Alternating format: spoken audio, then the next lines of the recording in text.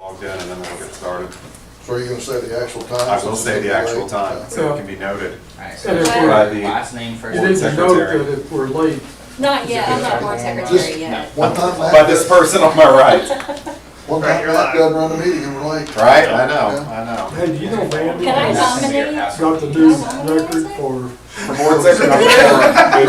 Can I nominate someone for board I secretary? reject that nomination. 18. Be a tough Is that one. right? Tough one to get across. He would be way better. Does she Doesn't mean we're start, live now? Yes, I did say we're live. Oh, does she Oh. start when Cool. we're still in high school? Thanks for the notice. all right. Right behind you guys. It being 5:01 and a quorum being present, we will call the meeting to order.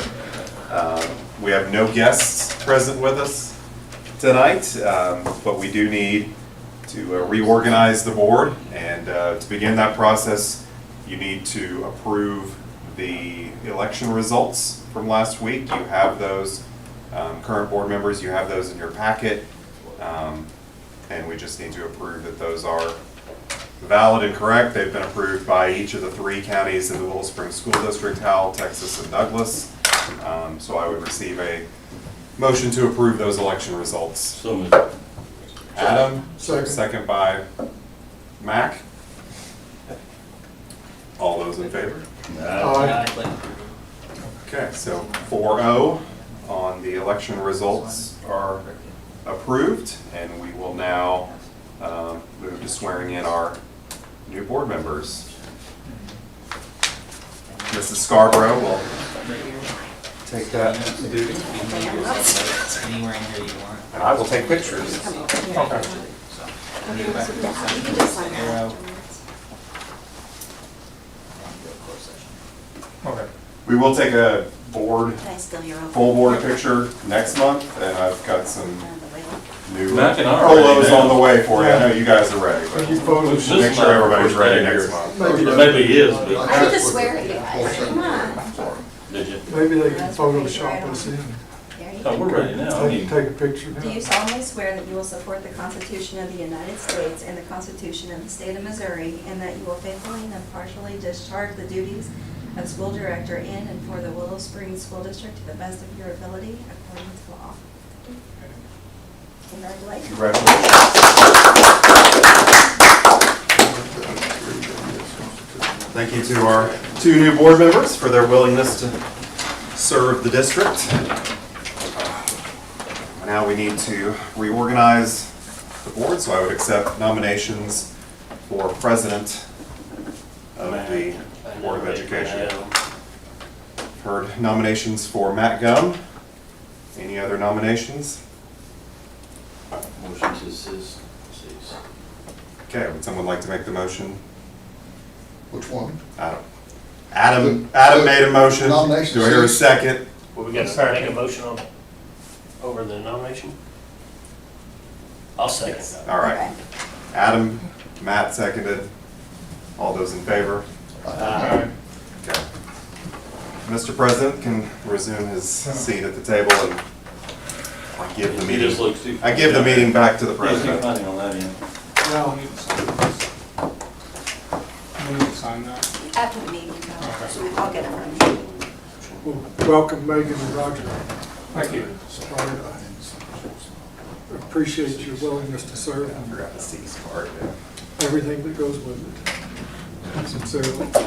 And I appreciate the board's confidence in me. I hope it's not misplaced, but I look forward to hearing from you when I need to hear from you, and even if I don't need to. But I do hope you know that, reach out to me anytime and keep me on track, because I need your help, as the existing board members know. So anyway, we'll turn this over to, well, no, we can't. We got other things to do here. Yes. What's next? Vice President. Vice President, okay, yeah. So floor is open for nominations for Vice President. Matt Hobson. Second. Nomination for Matt. Is there a motion that I move nomination cease? Motion's made, second, Second. seconded.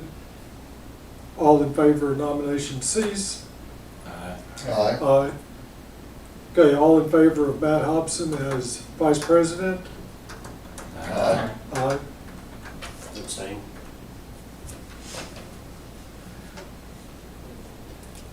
And where you go on to board secretary? Can we just appoint the board secretary? Well, we gotta do MSBA now. Oh, that's Yeah. right, MSBA delegate. Okay, okay, so I need a motion to appoint Mandy Scarborough as as board secretary. So moved. Second. Made and seconded, all in favor? Aye. Aye. Thank you, Mandy. This is your Mandy what? has Going on 18. 18. Yeah. I'm like the longest running secretary. You started when you were in high school, right? Yeah. Yeah. Feel like it. All right, now treasurer, Yeah, do we need to jump back and do MSBA? go back and do MSBA rep, okay. Probably. So we need an MSBA rep to attend the fall winter conference. It's usually in late October in Kansas City, 2-day conference. Yep, and it's a very worthwhile Yes. conference that they have. You learn a lot. One of the biggest things you get is getting to hear from other board members from other parts of the state, all kinds of good stuff. So it's a good opportunity to learn. Anybody willing to do that? That would, Can we appoint Scott while he's not here? we could. But I want to give Megan and Roger also the opportunity to go if you'd like to. It's usually it's a Thursday, Friday usually, right? Yes. You stay Yeah. Thursday night. We say Thursday night, Friday night, come back on Saturday.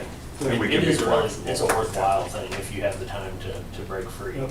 I would have went last year, but I had conflicting issues there. Yeah. It changes, but it's usually the last week of October. Or Yeah. first part of It November. gets into November once in a while, but usually the last week of October. And if something happens Yeah. that you can't attend, you Right. appoint some, I mean, you're the MSB rep, so if something comes down from MSBA, you know, it might involve that person in that a little bit more, but it's for the whole board, so it's Yeah. not something that you're gonna have to sign a contract for that. I will attend this conference. Would you like to go, Roger? Yeah. All right, we have somebody needs to, I'll nominate Roger. okay? Roger has been nominated, Roger Shanks has been nominated to be MSBA delegate. All in favor? Aye. Aye. So Roger's our delegate. Colin. Now, treasurer, would receive a motion to appoint Jamie as our board treasurer. So moved. Second. Motion's made and seconded. All in favor? Aye. Aye. And Custodian of records. custodian of records. Our superintendent is typically the custodian of records, so receive a motion to appoint Dr. Spence as custodian of records. So moved. Second. Go ahead. Made and seconded. Motion's made and seconded. All in favor? Aye. Aye.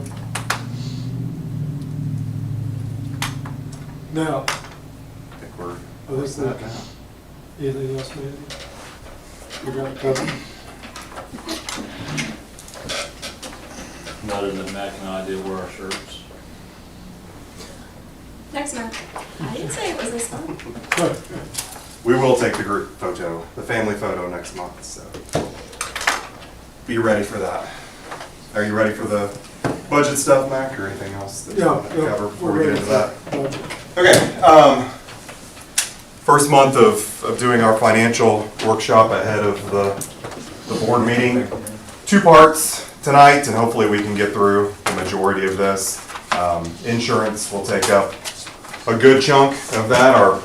We're kind of moving to a different direction on our insurance, and I'll make sure you're aware of some of the ins and outs of that, and then we'll move into next year's budget, what that looks like as far as some projections, and just kind of a breakdown too of, again, for some of you that have been on the board for a while, how our revenues and expenditures work, and then for our two new board members, wanted to kind of give some background on that as well. And stop me at any time and ask questions about anything.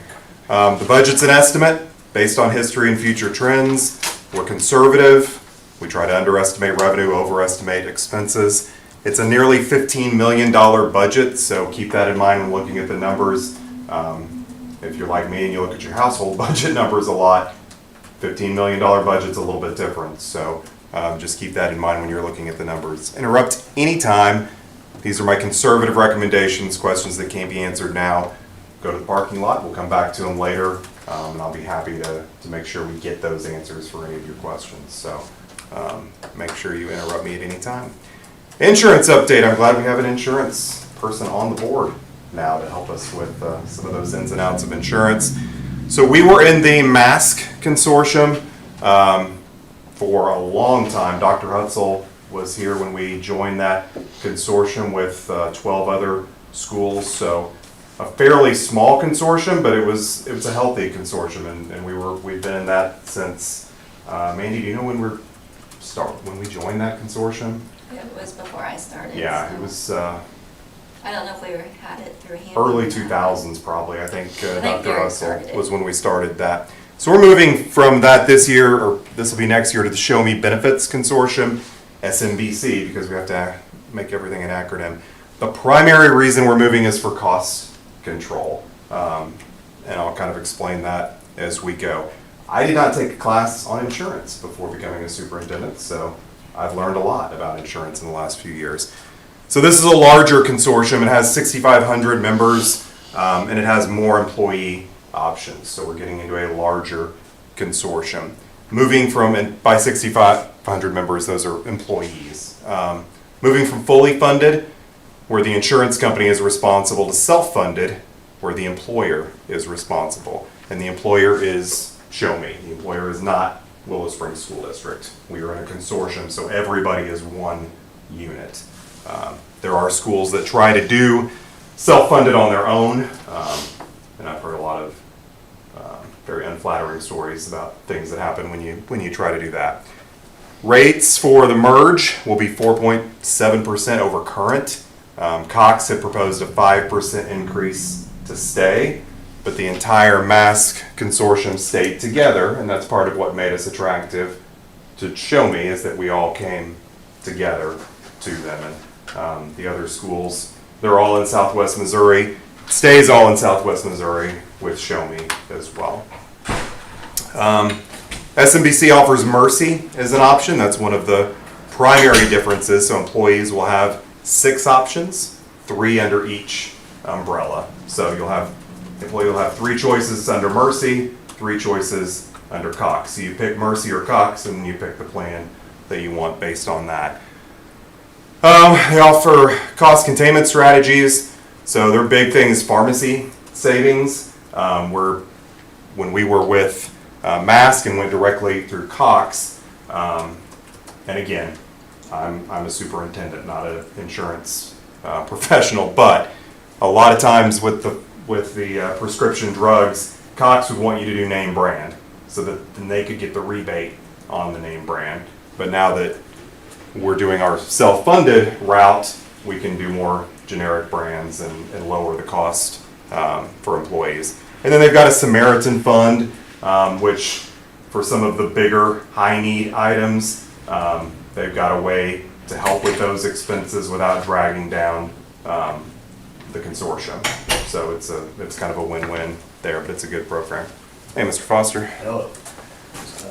Schools will be serviced by the local team out of Springfield. SMBC is a regional consortium with direct contacts with Mercy and Cox. So instead of having to go through a third party, we'll go directly to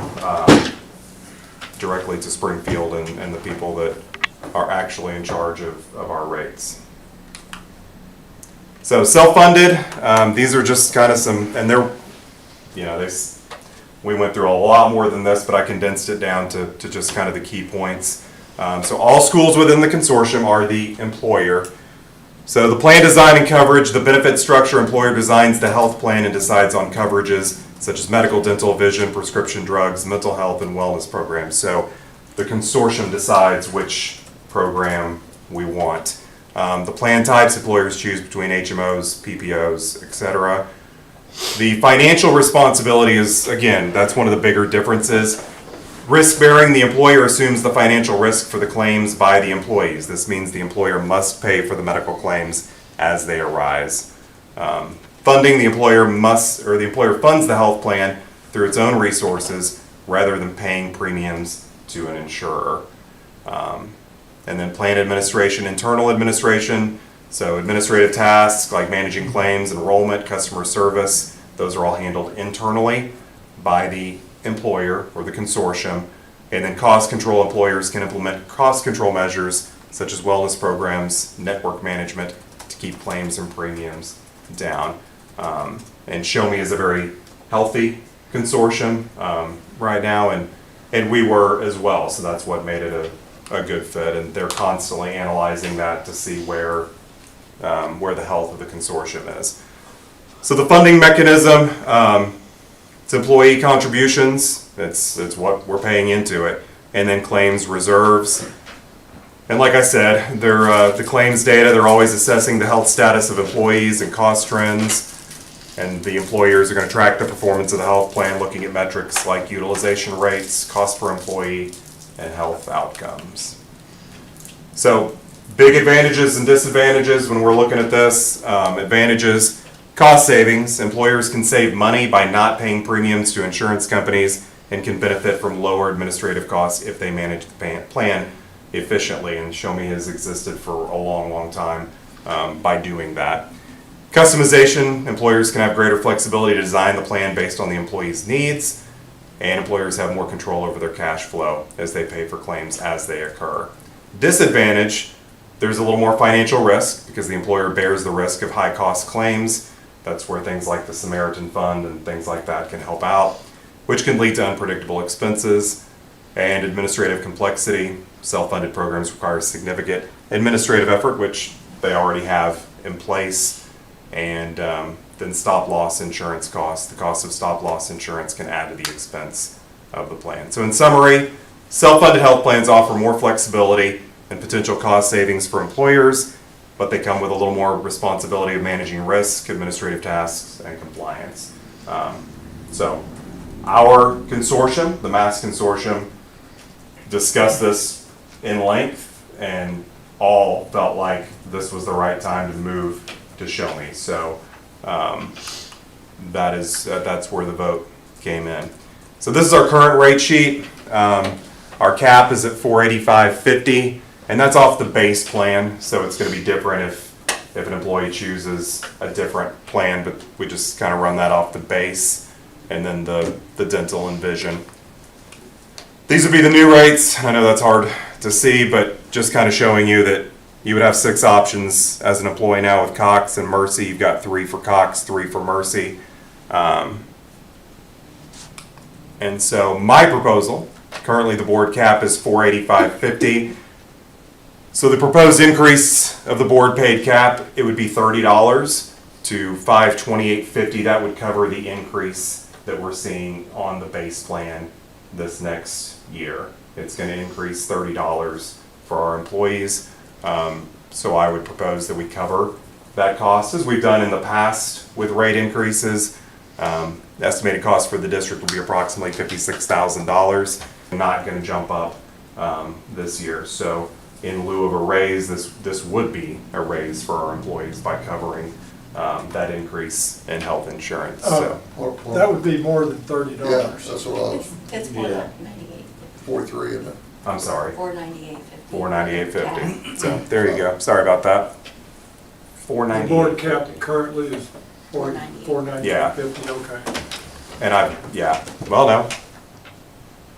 So that one's wrong, correct? Have we been running the wrong numbers today? Nope, let me look here, maybe. I don't know how to get in here, but, We'll double check on that, because I've got it no, that shows $498.50, so it's $498.50. incorrect That's on the that. right one. Okay, $498.50, which that number is correct. That- $30 is still correct. Okay. We just had the wrong, Yeah. we had the wrong base. I got a question. Yeah. Can you go back to the slide where it shows the advantages and disadvantages? Sure.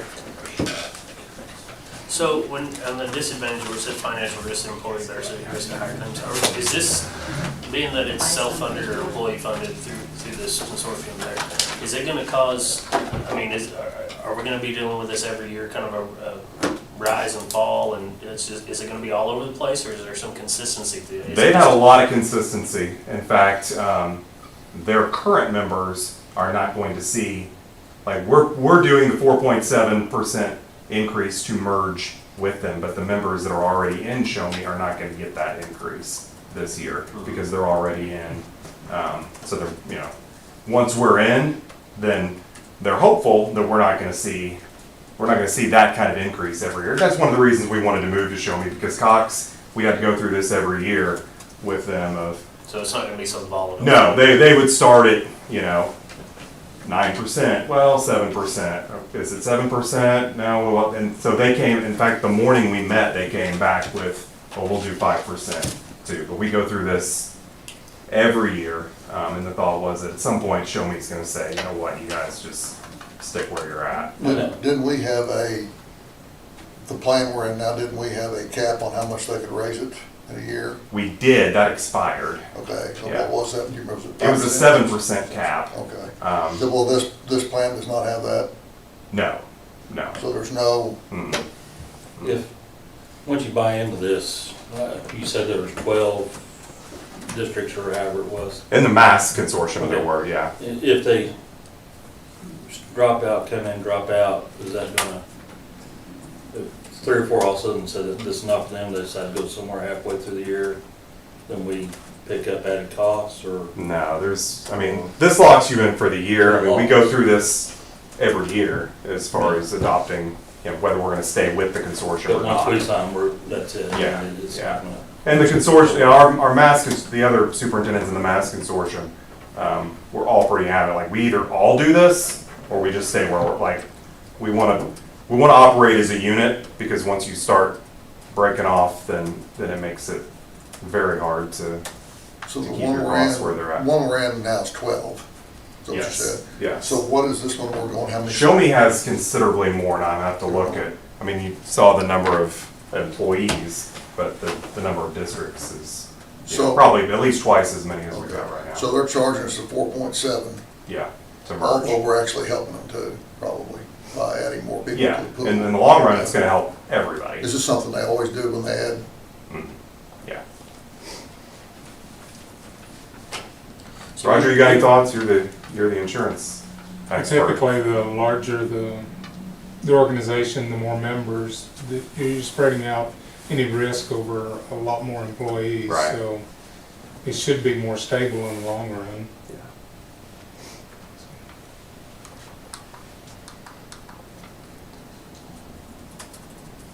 So, when we do the budget, and when you approve the budget, that will be my recommendation as far as insurance goes.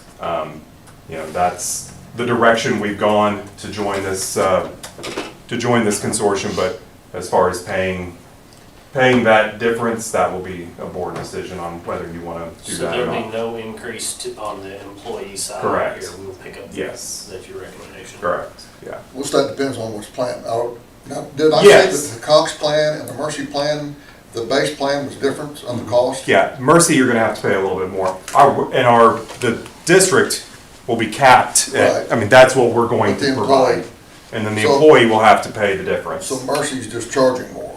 Yeah, if you wanna go with Mercy, you're gonna have to pay a little bit more. Sorry. Is that right? No? No, Cox, the plans for Cox and Mercy are both the same. I probably just had them in the wrong column. Oh, But okay. the new rates for Cox is the same as the rates for Mercy. Okay, Okay. move option one over. Sorry. Yeah. Yeah, that, it probably needs to go on that one, but we Okay, didn't have the Mercy plans. okay, Right. gotcha, it's Year, not so- straight up. We've been down. updated since then. Okay. Yeah. My bad. Okay, Okay, so Well, it's 18 disregard years. that, yeah. So it'll be a nice option for people that would prefer to use Mercy, or if that's where your doctor is, or, you know, we've not had that in the past. But you're locked in, I mean, once Yes. you choose one, you can't go back. Correct, yeah, it'll still be a year before you can do anything differently. And we're hoping, one of the big complaints, I've had it too, is the dental plans that we were currently on are not compatible with a lot of our local dentists. So we're gonna work towards that and try to fix some of those issues. We fielded a lot of phone calls in our office about people upset with dental plans specifically. So we'll have more control over that now and can hopefully help that situation. I got The district cost there, Yeah. 56,000, that's, That's the $30, yeah, added. So that's for the year, is how much that would affect the budget, okay, yeah. okay, yeah, so that's $30. Yeah, for us to move that cap Yeah, higher. okay. Yeah, Yep. So if we move the cap higher to 528, Mhm. and they pick the base plan of the either option there, yeah, their contributions haven't increased any at all right, from what they were paying last year. right, yeah. The We're covering the, 135, whatever much it was. right, we're covering the difference. Yeah, What is this, like 105, what was it, 630? Go back to your baseline of 633? yeah, Okay. So it's what, $135, $136 a month? Less than that. I don't know, 650, 633, is that what is the basis? yeah. right here, yeah. Minus 528. Right? Mhm. It's 105. Okay, any other insurance questions?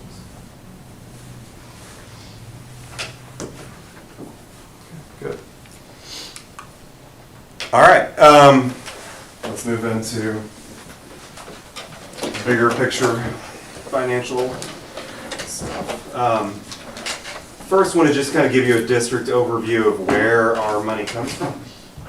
This is from DESI, and it gives you sources of revenue, and I clicked something that I shouldn't have clicked there, and we went to Lafayette. Hold on just a How are second. they doing? Yeah. That is kind of fun. Look at their state percentage. 75% state funded. That's wow. yeah, more than us.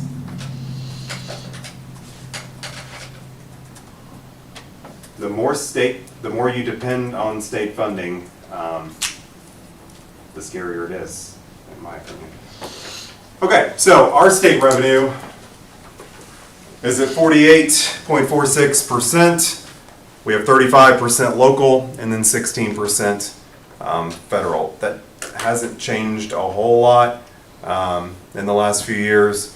The state average is 47% local, around 48 rounding up, and then 38% state, 14% federal. So, and this all can be explained really simply. We have 275 tax levy in Willow Springs, in the Willow Springs School District. That means that's about as high as that's ever gonna get. Obviously, the state average is higher. In fact, I think it's got the state average. If I scroll down just a little bit more. So yeah, local property tax rate, the state average is 417. What we could do with 417 tax rate. But ours is 275, and so that prohibits our local funding. We are very reliant on the state. That's where half of our money comes from, is the state funding formula. And then a little bit from federal, and we'll talk about that more here in just a second. Get back over to this. So, Budget 101, in a school budget, you've got four different funds. Fund 1 is your general fund. Fund 2 is your teachers fund. That's where you pay your teachers fund. That's going to be your biggest monetary fund. Your debt service fund, and then your capital projects fund, where if you're gonna build something, you put some money in there, and you can move that money around, there's rules to that, but those are the four funds. And then you also have a fifth fund for bond monies, if you pass a bond measure, and you can put that in a separate fund. But your revenues, expenditures, it's all gonna come in to that fund balance, and that's kind of how that works. Those four categories, every dollar has a name, and it all goes in one of those four spots. So our sources of revenue, so local taxes, your county stuff, state, again, this is 50%. Most of it's going to come from the foundation formula, and then we get some from transportation. The classroom trust fund, which is your gambling money, your PAT, your CTE, so those state grants. Then your federal, it's going to be federal programs, lunch programs, ECSE, which is early childhood special ed. And then again, if you do bonds, you've got a fifth category for that. So basic state funding formula, your state adequacy target, specific amount of money per student each district should have. And we'll talk about that more here in just a second, but that's what the state says, hey, this is how much money each student should be getting. Average daily attendance, ADA is really important. One child generates one ADA if they attend school every hour in a day for the school year. They do not have to attend every day to get to count as an ADA. But they do have to be here and be enrolled, credit for that student. The Classroom Trust Fund, money is received from the lottery and or gambling. So the basic formula takes all of this and a lot more and puts out what we get for state funding. It assigns each district additional state monies based on local property taxes to meet the SAT. So they're going to take your local money, and then whatever you don't have in local, they'll put on top of it to get you where you need to be for the SAT. So those districts with more local money will get less state aid because they've already got the money from their local. So items to watch when you're thinking about state revenue. So the ADA, so that's why, and we talked about this, a couple months ago, if enrollment drops, state funding will drop on a prorated yearly basis. If you don't have the students, you're not going to get as much money from the state. Free and reduced lunch forms, we talked about that as well. There's thresholds for free and reduced lunch forms, special education, English as a second language, all of those categories, those are categories in which they say that student, they need a little more money to learn, so you're going to get a little more money from the state for that. So that's why it's so important that we have, make sure that those students are recognized and getting what they need. Local property values, state budget reductions have a significant impact on Willow Springs as we receive nearly half of our revenue in state funding. So federal revenue operates as allocations for a district. They're funneled through DESE back to us, and we have to fill out budget grids, expenditure forms, and DESE reviews payment requests monthly and pays to districts after the 20th of each month once they're approved. So federal funds are all come through DESE down to us. So future trends and projections. So for FY26, that's next year, starting July 1, SAT will be 6760, which is up for the first time in a long time. It's up $385 per student. So that is very good news for a school that relies on state funding. It's proposed to rise to $71.45 in FY27, but we're not sure about that. So Senate Bill 727, which we've talked about a lot because there were a bunch of just things put onto that bill that made life fun, but it required $200 million of increased appropriation. And and the state budget has not yet been approved for FY '26. We're a little bit in limbo right now. They say this is going to, and they're confident that that number is going to be correct, but until it's signed, we really don't know for sure. In the meantime, and this was a couple of months ago, but the governor made his state address and said that while we're committed to making good on the funding commitments passed by legislation last year, this budget does not include the additional $300 million, he called it 300, liability that was imposed by an administrative body. So basically saying, the guys that did this last year, we don't necessarily have to approve that. He's also been a very big advocate of school choice, and so we're waiting on whether that bill comes through in the legislative session. The dust will settle, the budget will be passed, and then we'll kind of see where we're at as far as state funding goes. But all that to say, there's a lot of unknowns that will be answered in the next month to 6 weeks. Is that when it's supposed to take place? In the next month, you'll have an answer? Hopefully. I mean, the budget is usually approved in June, I think, on the state level. So but yeah, in the next month, they should have a pretty good idea. I think open enrollment is scheduled to be debated either later this week or next week on the Senate floor. So. But you're running everything off that 67, Yeah. 60? Yeah, they're pretty confident that is going to stick. Now, whether it's moved up to 71, I just don't think that's going to happen, but. I don't understand this. Is he saying the legislature passed $300 million more and there's no guarantee that's gonna, after they passed it, that it's gonna happen? So he's saying, yeah, you guys passed 727, which required, he called it 300 million to fund that. So he said, you guys passed $300 million worth of liability, and now you want me to make good on it. But he doesn't want to do that. So we don't have a ton of friends in Jeff City right now as far as public education goes.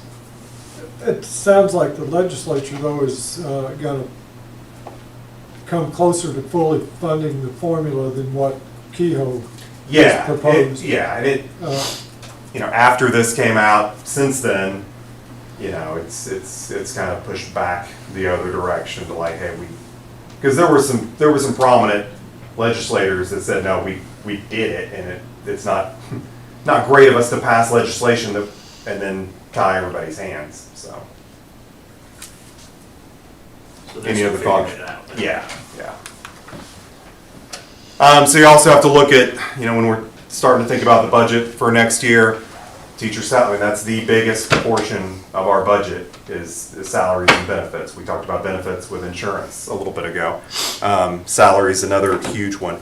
Right now, this is our current base salary. So a first-year teacher with their bachelor's degree, that's what we start them on the salary schedule. Of course, the last several years, we've had the baseline teacher grant, and I've said this many, many times, but that grant is a grant, and it's just every year, whether it's funded or not, it will be funded for next year. So we're good for next year. 2026. Yes, for FY '26, it will be funded. So all of our teachers will be at 40,000, and if you got a master's plus 10 years, you'll start at 46. And you'll see the master's 10 bumps up $1,000 every year.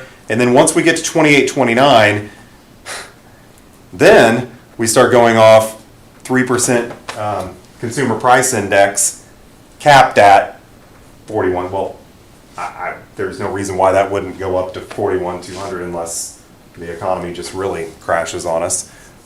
So you can see by 3031, this will need to be that, and whether the state funds that or not is a big question mark. So while I will propose to keep the same salary structure this year as far as the salary schedule goes, I'll spend the next year looking at different salary schedules and how we can better try to get to this without the state's help. Because at some point, they're going to keep doing this, and then the money's not going to be there, and they're going to say, well, we can't fund the grant, but this is in law. So we have to get to this point. So it's great while the grant comes and it can fill in the gap, but at some point we're going to have to fill in the gap ourselves. And whether that's, a different salary schedule can help. A tax, we may have to go to the community and say, listen, we've got to pay our teachers. So just some things to kind of chew on a little bit. Like I said, my proposal is going to be to keep the same salary schedule for next year, utilize the baseline salary grant, and in the meantime, be looking, and it's, obviously there are 500 plus other public school districts. They're all looking at the same thing, and everybody's scrambling, trying to find a better salary schedule that can get to this without upsetting all of your veteran teachers that are on year, 26, and now all of a sudden, this new teacher is going to be making what they make. So that's the challenge, one of many moving forward. This was a big topic at the conference last year. Yeah. And basically what it's going to force schools to do is compress the salary schedule so that there's more money going into the bottom of it, but less at the end. With the reasoning being that if a teacher is getting more money for more years, it's going to make up for that difference that they're losing out on in their later years. So they're getting more money early on. Yeah, and there's some value in that reasoning, but it's gonna.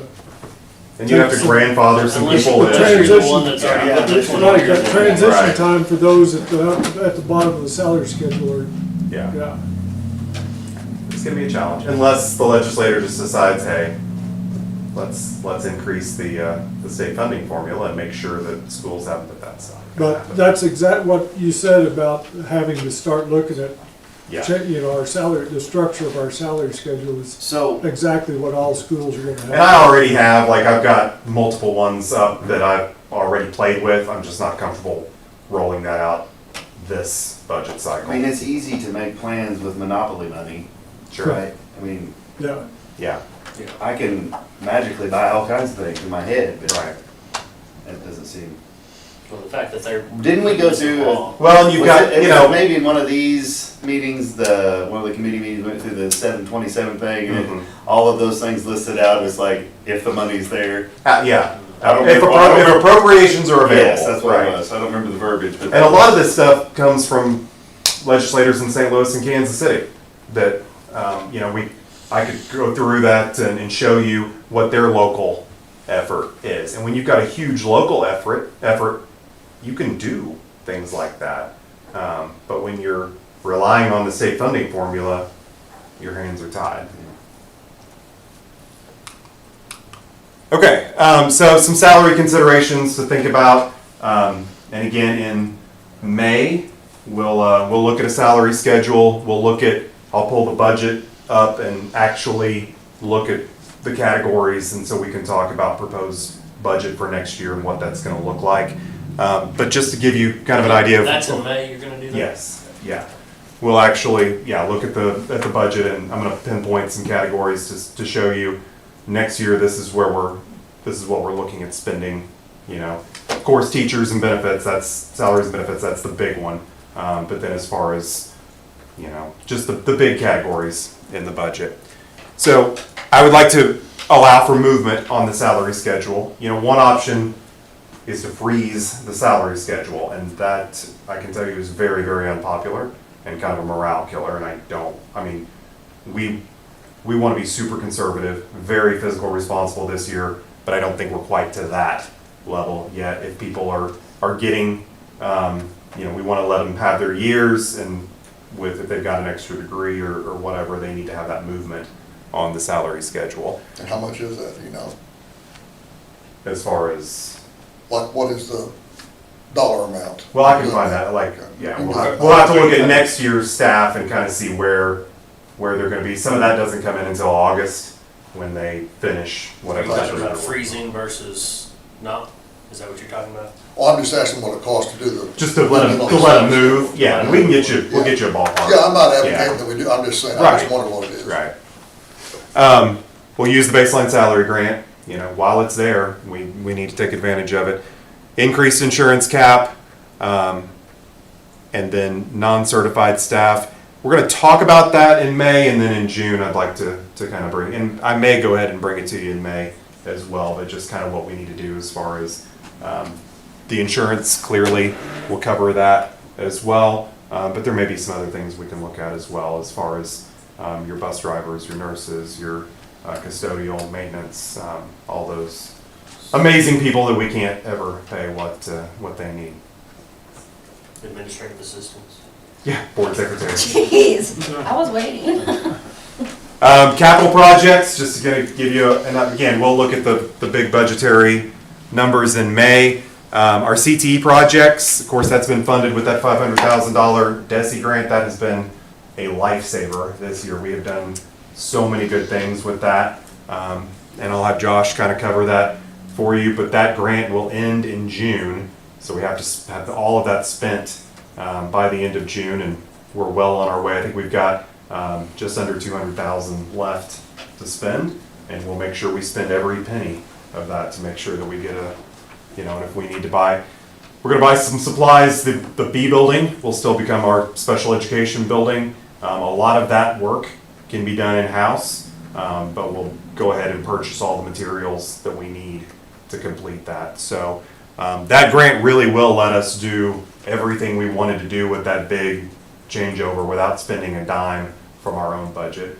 And Mr. Schmidt, Mr. Owens worked really hard with our local legislators to get that grant approved, and that's been really big.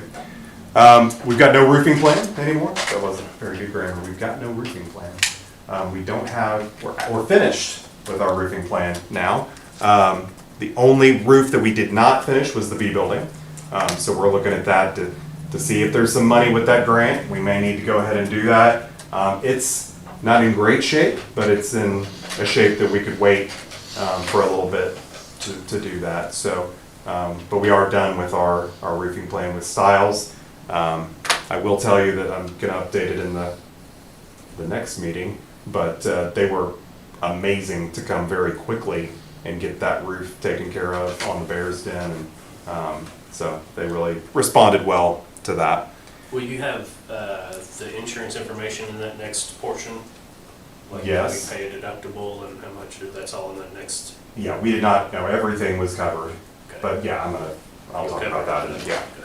Yeah. Summer maintenance, I don't know that that's really a capital project. We have some summer projects going on, and I'll give you more details on those probably closer to the summertime. But those are some, they can be, none of them are large ticket items, but we do spend a little money in the summer on projects. Need to do an HVAC audit probably this fall to kind of see where we're at as far as HVAC goes. We're replacing the one in the Bears Den that failed us. We have two before the I know, right?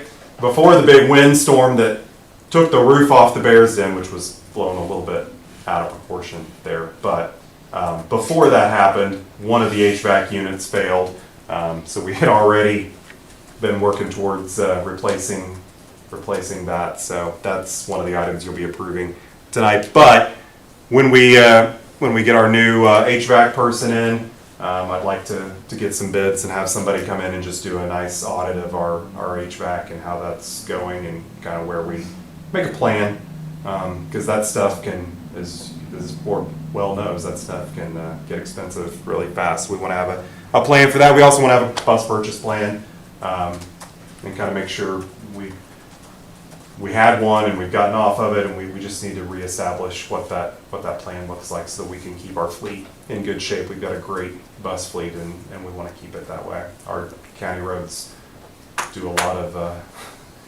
our buses have some hard roads to go down. None of Rick's, these are all good. Of course. These are perfect. So some next steps, I'll have a superintendent council meeting on April 30th, get some feedback from staff on some of the things we've talked about tonight, insurance, salaries primarily, kind of how they're feeling about that. Of course, we would love to do more for them, but we also have outside issues that we're up against. A draft budget will be presented to the board during the May 12th meeting, so I'll have that for you during our financial meeting. And then if additional time is needed, a final draft will be presented in June. So, that is your April financial update. Any questions?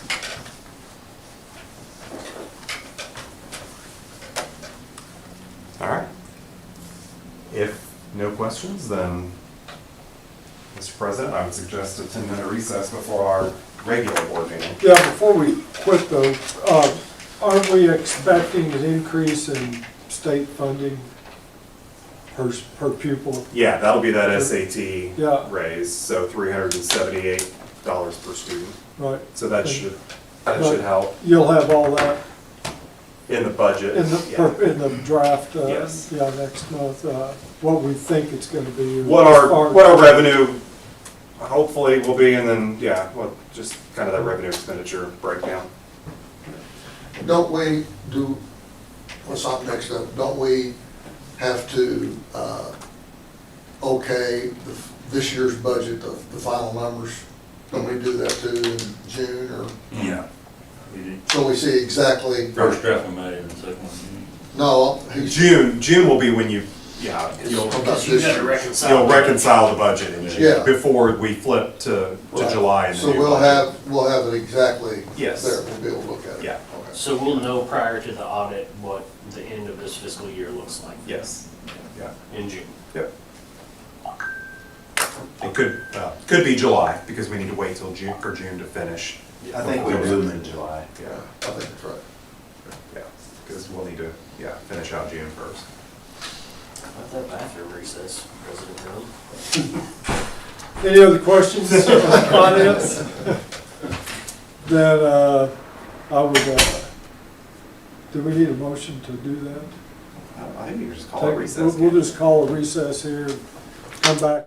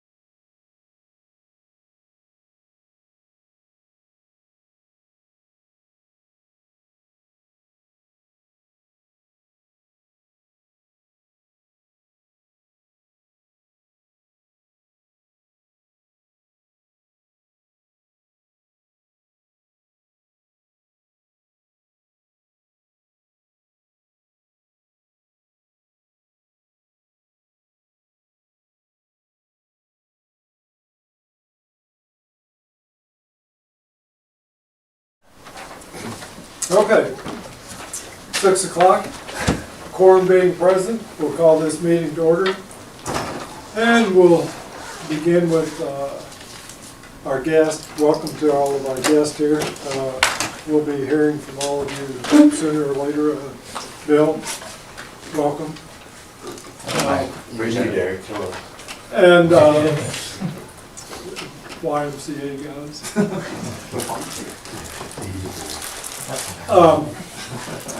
You have the consent agenda. Is there anything to add, or any changes to the consent So the agenda? only agenda change, just in general, was the school bus purchase. We took that out for this month, but everything else is the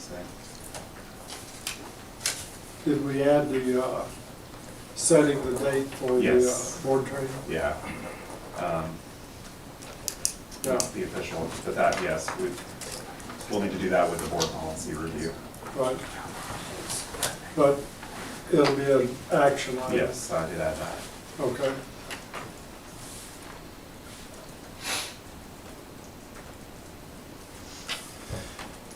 Okay, any questions concerning consent agenda items?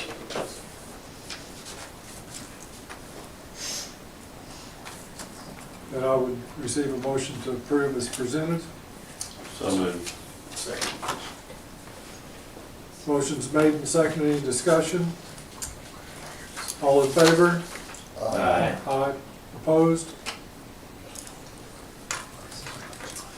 Going on to items for information, we'll begin with administrative reports. Yeah, I'll go ahead and start that, and then get the student wrap up next. But just want to give a couple of updates from an administrative side. The Bears Den, we talked about that a little bit in our financial session, but the repairs to the roof are complete, at least for the Bears Den. We've got some repairs that need to be done at the middle school as well. The windstorm that ripped parts of the upper membrane of the roof, not literally the roof. There were no, you couldn't look up and see the sky, but it was quite a bit of damage, and again, well done to our staff. Mr. Cochran's back there. Middle school was trying to have a fun day out on the playground there, and all of a sudden chunks of roofing material started flying around. So luckily, all of that was taken care of by insurance, and so we've got a nice new upper roof on the Bears Den, and then they're going to come back and finish up the middle school at a later time. But that's all under our insurance claim, and so the district wasn't adding money for that. So there was no depreciation or anything cost of the district had to pay nothing for that? Yeah, it was all insured. CTE enrollment, got some numbers I'm going to share with you. This is more of a preview for next month, but we'll talk about CTE enrollment. Next month, of course, that's been our goal, is to start getting those numbers up a little bit, and so we'll share those with you. Next time, we're also going to talk about high school student retention plans. That's not holding kids back, that's keeping them in school. And we'll talk about that in May as well. So I know high school's been busy putting those plans together to make sure we exhaust every avenue and everything we can do to try to keep kids engaged and involved in high school. We're also looking at establishing a community group of parents, business leaders, just citizens of the community to gather, once a month and talk about school issues and how we can better serve our community and get some input from them on what's going on in school. So if you have nominations for that group or people that you think would be really good to serve on that committee, let me know, and we're going to be looking to try to get that up and running here in the next few months. And before I play the MSBA report, I'll skip ahead to the legislative update just briefly. And again, I touched on this in the financial portion of our meeting, but the open enrollment bill, prior to lots of rumors that it's already been passed and we're it's starting next year. It's not been passed yet. It's to the Senate. The Senate's looking at debating it in the next week, and then they'll vote on it, and then of course it'll have to go to the governor for his signature. But still a lot of momentum on that, and it could pass, but it has not passed to date.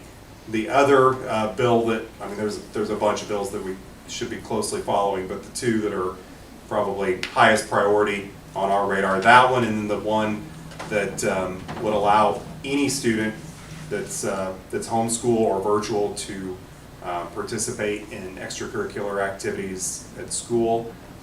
That bill, in the legislative session I was in this morning, said they were hitting some hurdles on that, and it was slowing down. So not dead by any means, but it doesn't have the momentum that it had earlier. So open enrollment still has a lot of steam, but the MISHA bill is kind of slowing down a little bit. Any questions on any of that before I play the board report?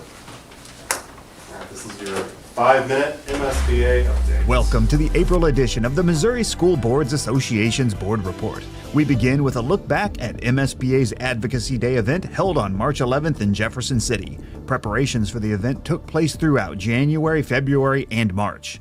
MSBA's spring virtual meeting and the Lunch and Learn webinars prepared school board members for their meetings with legislators and provided information on several legislative issues now before the Missouri General Assembly as it heads for its May adjournment. Commissioner Carla Esslinger spoke during the Advocacy Day event at the Mill Bottom. Commissioner Esslinger said that although there are challenges surrounding public education, she is noticing a trend. The uptick that I'm seeing across our state is that we're getting more people in prep programs. We're seeing more retention of our teachers. We're seeing our attendance rates starting to come up. But there's some really good stuff happening in the state of Missouri. You guys are knocking it out of the park. And here's my challenge to you. Please, please, please get loud, very loud about the successes you're having, the work that you're doing.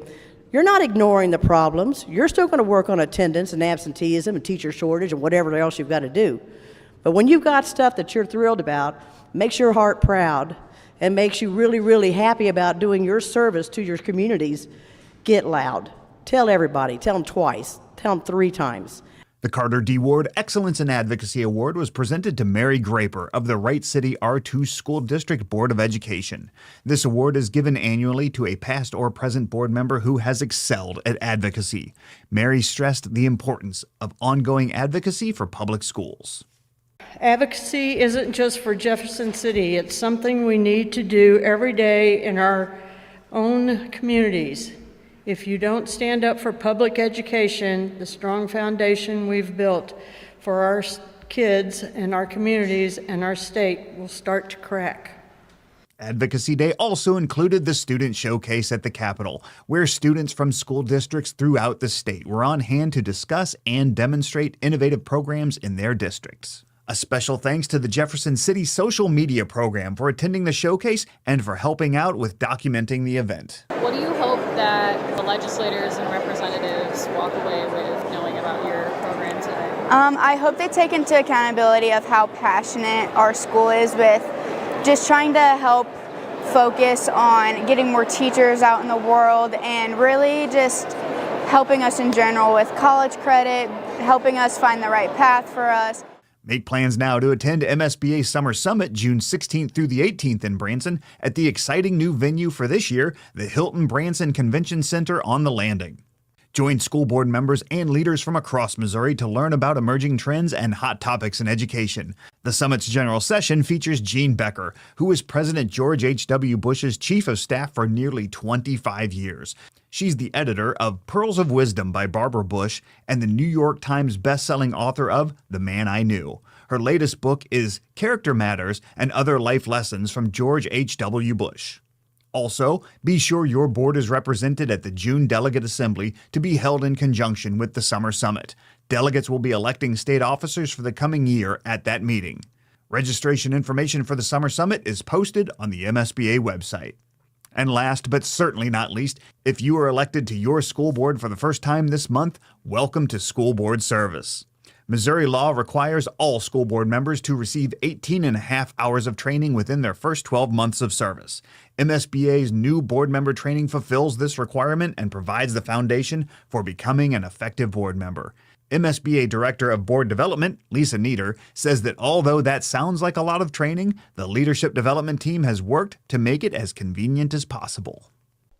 The training is broken into 2 parts. For Phase 1, you'll complete a series of online modules at your own pace on your own time. These modules are designed to increase your knowledge of important topics related to board service. In Phase 2, the remaining 8 hours of your training will be done live with other board members, where you'll discuss and apply the information you learned online. You have the choice to do this in person at locations around the state or virtually over Zoom. Training topics include board operations, school finance, student achievement, school law, and more. Once you complete your training, you'll be certified and ready to serve your community effectively on the school board. Plus, you'll help your district fulfill an accreditation requirement. The training is free for all new board members. Check the MSBA website for a schedule of the training opportunities along with registration information. That's it for this month. Thanks for allowing us to have some time at your board meeting, and we'll see you in May for the next MSBA Board Report.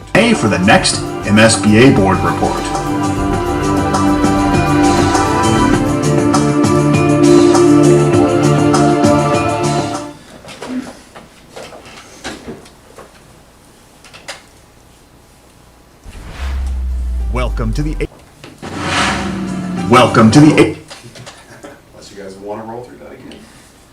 Just one other thing, the nurse report for March. I don't bring this out every month, but March was an especially busy month at the nurse's office, and just as a way to compliment them, honestly, they do a phenomenal job for us. They saw 1,300 students, 454 medication dosages, 77 extensive procedures. Thankfully, didn't have any 911 calls, and that was for the 19 days we were in session. 7 students enrolled and 7 withdrawn during that month time period. So, just like to give you that update every couple of months. If there's no questions for me, we've got our student rep ready. Let me pull up your. I was about to ask if, okay. I got it. Perfect. All right. Let me put it in present mode for you. There you go. I will warn you, high school, I mean, we had a meeting with the high school. We just didn't have a whole lot going on per se. I mean, we've had a lot going on. We've got ideas. I'm just going to leave it at that. So the elementary, they actually had really good ideas this time. I mean, they want hooks in the 4th grade bathrooms, I will say that, for very interesting reasons. Apparently there is a coat liquor going around the school, and I would agree. I think they need hooks for that because that's interesting. So middle school buddy day for transition day, I thought that was a really good idea. I mean, heck, if the elementary kids could have a buddy when they go into middle school, I thought that was cool.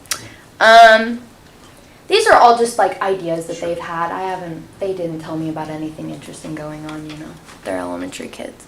But they asked for maybe like a club or a class of different language, like Spanish or Russian. I thought that was really cool, especially for elementary kids. I mean, I'm in high school, I'm in Spanish, and I think it'd be cool if I could learn a language a little sooner. They asked for more chapter books in the library. Interesting. And possibly a vending machine in the 4th grade. They don't have many demands. Not many demands. Not at all. They didn't specify what type of vending machine? Okay. Not at all. No, they just said maybe some snacks Yep. and some sodas, which they'll just get what we got in the high school if they get that. So I thought that was not many demands. Not at all. No. Going from chapter books to vending. Yeah. Yeah. So the middle school, they had some really interesting things going on. They've got a tailgate night coming up, and that is for the baseball and softball game. They have it on the same night. I'm sorry, Mr. Cochran, if I stole that from you, by the way. And so they have a coupon going around that they can check in, and each student gets 1 free hot dog. Now, the middle school, they are preparing for transition day, as the whole school is. And then they're going to the senior center 2 more times. 2 more groups are going to the senior center, and I put this up there just to forewarn you, they are planning some surprises. I can't say what they are because they haven't happened yet. Confidential. So, Toby, can you talk about transition day for the board? They may not oh, know yeah, what that sure. is. So, I don't know, how long did that start up ago? Probably 4 or 5 years ago. Yeah, 5 years ago. We, each grade, since the seniors are gone, each grade gets to go up the next grade to prepare for the next year. So whereas I'll be a senior next year, I get to go to all my classes that I have scheduled for. Just 45 minutes, you know, each class, just get to see where they are. I mean, I know where most of them are by now, but I get to see where they are, how it works. They give a brief overrun. They'll give us a summary and maybe just a little bit of paperwork for us to send home, forewarn our parents of what's going to go on next year, and it's pretty much just it, I think. I mean, it's a pretty chill day. We just go from class to class. I mean, it's not a chill day. It's actually a really chaotic day, but it's Especially fun. valuable for like elementary going Yeah. to middle school and middle school going to high school. Yeah, The buddy definitely. idea is a nice idea. So. And Question then, on middle school before you go to high school. Yes. Is the coupon transferable to say like a daughter? like or a dad? parent, yeah. I mean, Happen, or is it? I would think so. Get it free anyway. I mean, I would think so. Am I taking them too? Oh, I- Am I good? So high school, we had EOC testing going on. I mean, mine went pretty well. We had ACT testing going on too. We had prom, super fun, lots of pictures. And then senior projects are coming up and graduation is coming up. Also, I didn't put this on here obviously, but our student advisory council has came up with a pretty cool idea. We are thinking of incentives for like attendance and good grades and no ISS or OSS, any behavioral issues. We're working on that. We're going to get with the community soon and we're going to work on that, see how well that goes, and hopefully we can boost everything up, you know. We'll see how that works. That's all I got for you guys. So, Thank you. yeah.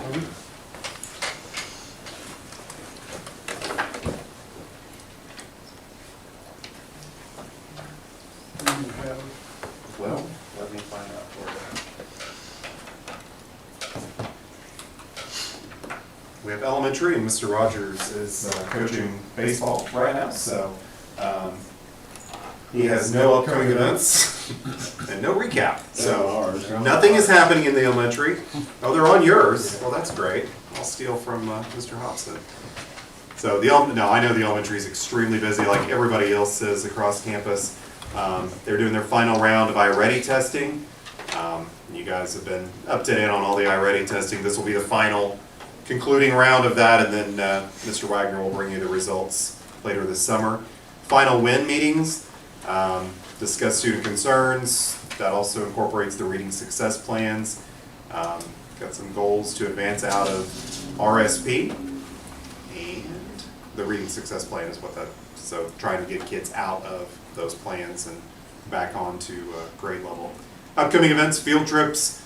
The elementary does a great job planning their field trips, and I know, man, those kids look forward to those fields. That's a big, big deal. So, great job to our teachers for going on those trips with those kids. Those are fun times. They've got MAP testing coming up at the end of April. Got a MAP reward. Preschool screening is coming up, and then kindergarten screening after that. They'll have kindergarten graduation on May the 5th. That's come to that if you can. That'll bring a tear to your eye. And then fourth grade talent show, which is also a lot of fun. Fourth graders have all kinds of talents, as we heard with the hook idea. I mean, there's all kinds of things that are happening in the elementary, so that should be a fun day. And yeah, the elementary's got a lot going on, so Mr. Rogers will be back with you next month. Any elementary questions that I could attempt to not answer? along with the iReady data Yes. that we'll get, could they also bring us some information on the reading success plans and progress made toward those and how, is this the first year for that? Second. Second year, yeah. Yeah, we can definitely do that. Yeah, I'd like to see some When do we see I-Ready, the final, is that in June? I believe it's in June, yeah.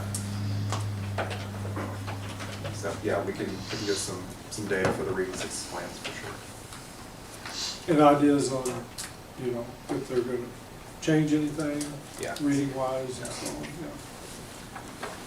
yeah. All right, middle school. So map testing coming up. We're getting ready for that. Kids are doing last minute preparations. Kind of had a little lunch at Pep Rally at lunch today. Kind of trying to get them fired up and keep them engaged to really do their best on that. So we're getting ready. We're one of the only building. We test all 4 grade levels. Plus, we have our 8th graders that are taking algebra have to do EOC all at the same time. So we're kind of gearing up and getting ready for that. So a lot of testing in the middle school next week. Because of that, we're going ahead and doing our teacher appreciation this week. So we got a lot of stuff lined up for the teachers this week, just so the stress of map testing, we can go ahead and kind of get that out of the way, and then we can focus there. April 30th, Don't Meth With Me presentation. If you've never come to that, it's quite interesting. So a fun presentation. Field trips coming up. 5th grade to Mammoth Springs. That's a real good trip if you haven't done that before. They do a real good job of going to station. 6th grade to Wilson's Creek. 7th grade to Missouri Down Under in Van Buren. I've done the cave before a long time ago, but I haven't done the down under part of it yet, so we'll see how that goes. 8th grade to IMAX in Branson, so that's kind of their final hoorah trip before going. Things that went well, spring social, we had that. I wasn't there, but I understand it was real dressy and real good time. Pep Rally character trait assembly, kind of did all that for our spring sports plus our character traits, and recognized a lot of those students and got all of our spring sports participants kind of pepped up, which there are a lot of this time, so that's kind of a good relief. We've kind of been, our numbers have been down, but I know our track numbers are up, and you know, baseball's doing well, softball's doing well, and so rocking along there. I mentioned our teacher appreciation. Just a few goals for us in the middle school that we set, and they kind of tie together a little bit, but our main goal is we want to teach students not only to read, we want to teach students to read to learn. And that's kind of been our focus this year. And so identifying through our RTI process those students that maybe not quite getting a lesson, not quite understanding a standard, and every day evaluating that and putting those students where they need to be, especially during our bear time, and using that time to go over those lessons maybe they missed in class, maybe they didn't quite do where they wanted to be in class. So our focus this year has been that, and through that we kind of set a main goal with our teachers is to fail forward. So try new things, you know, be innovative in the classroom, what works, what doesn't, and learn. If something doesn't work, we scratch it and we do something and learn from it and do something different. So we've tried to a lot of focus on that and towards our reading and our writing and our math and trying to get that where it needs to be. And I think we're seeing some good gains. We just got done with our I-Ready, but our kind of preliminary it's looking like we're gaining some. And now we're hoping that we can, our summer lag a little bit, help that transition where we don't have such a drop off during the summer learning loss there. And speaking to the elementary, so we do have a little bit of plan for that next year. We're kind of planning for that, but we're going to group all the students into groups. So 5th graders will be with 8th graders throughout the year and build teams off of that, and they kind of compete throughout the year, either on I-Ready or attendance, that kind of thing, and kind of a running score going throughout the year. Now they won't know who's doing what, but it'll just kind of be a total overall score, so we're not pointing out any students. But we want to meet with them, you know, probably a couple times a month and as a check and connect. You know, 2 teachers per kind of team, and then those teachers will meet with those students with each other, and check, those 8th graders checking on those 5th graders, and there's a point system to it too. So, you increase iReady score, you get a certain number of points for each kid in the team. So just an incentive, and it helps those students also that aren't involved in anything to be involved with something, and to have somebody that's checking up on them and accountable, a little bit of accountability for them also. So that's kind of in the plannings, early plannings. It's actually coming out of CTE, Mr. Schmidt's class for the education. Karis is kind of putting that together for us. And I gave her the idea, but I said, you take it and kind of put it together. So she's been running with that and working on that. So I think that's going to be a good plan to the buddy system coming up too, and give those 5th graders somebody to kind of look up to, and hopefully that'll help us. But that's a lot going on in the middle school. We're rocking and rolling, having a good time. Our goal is to make middle school an experience for them where they want to come to school. So. Will the Nana Spring Park, will all the areas be open back up by then? I think so. We haven't heard any different. I know the hatchery kind of got, but I think there's still, they kind of have the nature center with the hatchery too, and I know they do a good program there. So I think a lot of that's going to still be okay for us. And then it's almost like a bingo card that you fill out as you go around and you go to each station. You have to point things out, and they break the kids into groups. It's a really neat program that they do. So, but I think we haven't heard any different. So, any questions?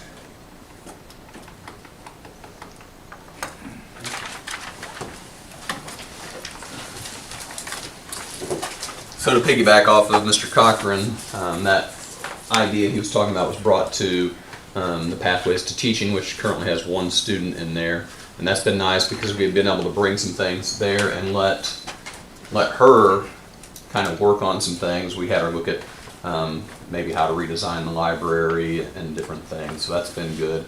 And we've talked about it in our Student Advisory Council meeting the other day. That may be something that we jump on as well, similar, maybe with some different criteria than they have at the middle school, but something that'll be good, building that camaraderie, freshman through senior, mixing those teams up a little bit.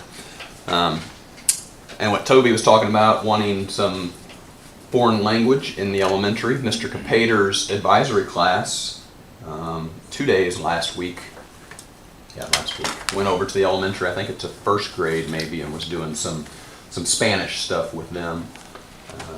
And then Miss Ryan, they've kind of teamed with 4th grade, one of the 4th grade classes, and they had the students, they designed some Squishmallow character, and then her classes took the drawings and created them, and they had them over there stuffing them today, and they'll finish sewing them up, and the kids will get to take a Squishmallow home with them. So that was kind of fun to see. Howell County Day, Toby went, we took some of our Bear Ambassadors and Student Advisory Council members to Jefferson City for Howell County Day, sponsored by Lisa Durnell.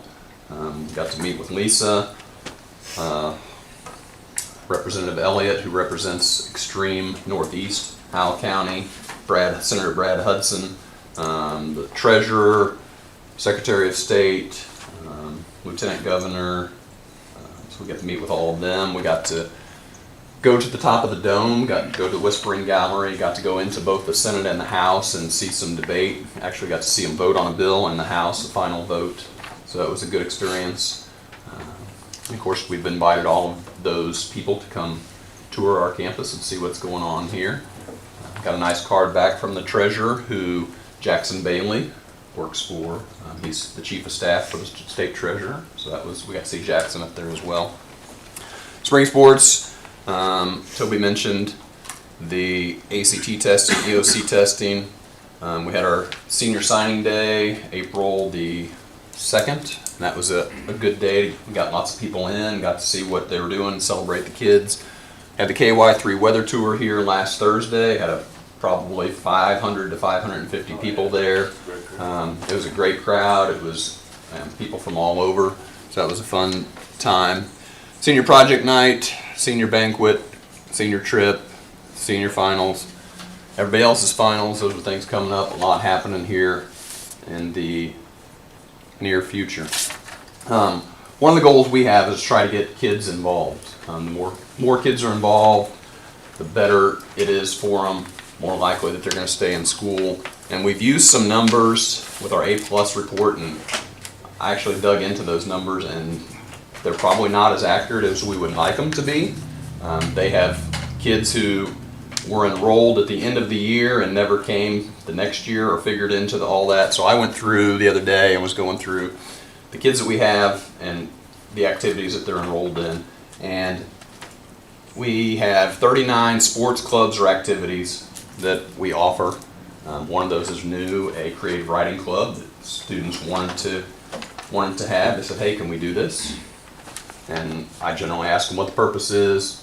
You know, is there a sponsor that's willing to do it? And, you know, what do you plan to do there? And if they can come up with that, we typically say, yeah, let's give it a shot. And so Creative Writing Club has been going on, and they've had, I think, 8 to 10 members each time, and they get together and write. And so we're at 39, and 86.3% of our students are involved in at least one of those clubs, sports, or activities. And we have one that is involved in 12 different ones. So a pretty good range of student involvement. But that's one thing that I wanted a true measure of where we're at, and so that 86.3 now gives us a true measure, and the goal will be to try to increase that. Try to get them involved. And part of what we do is use our students.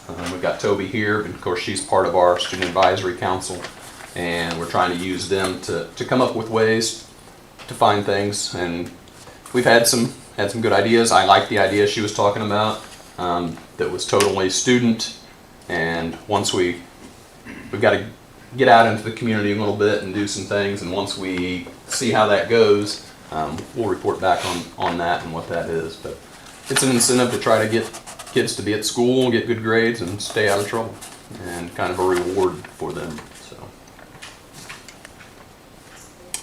any questions?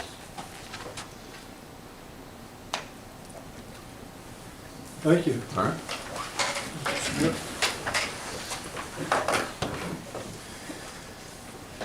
Well, nothing else there. That is it for administrative reports We're tonight. ready to go on to the FCCLA. We are. Well, it's their presentation. Ladies, thanks for being patient. It's all yours. Who would like the clicker? Zoe. There you go. All right, you're running outside. Don't use it. Just figure it out. Yeah, just try it real quick. Yep, okay, there you go. Okay, we hope you guys kind of enjoyed your snacks before you guys had your meeting. Typically we cook for you a big meal, just today didn't work out, so we hope you guys enjoyed them. I'm Lindsay Ryan. This is my 3rd year as the FACS teacher at Willow. So we're just kind of going to review our year from August to now, and we're not even done yet, so go ahead.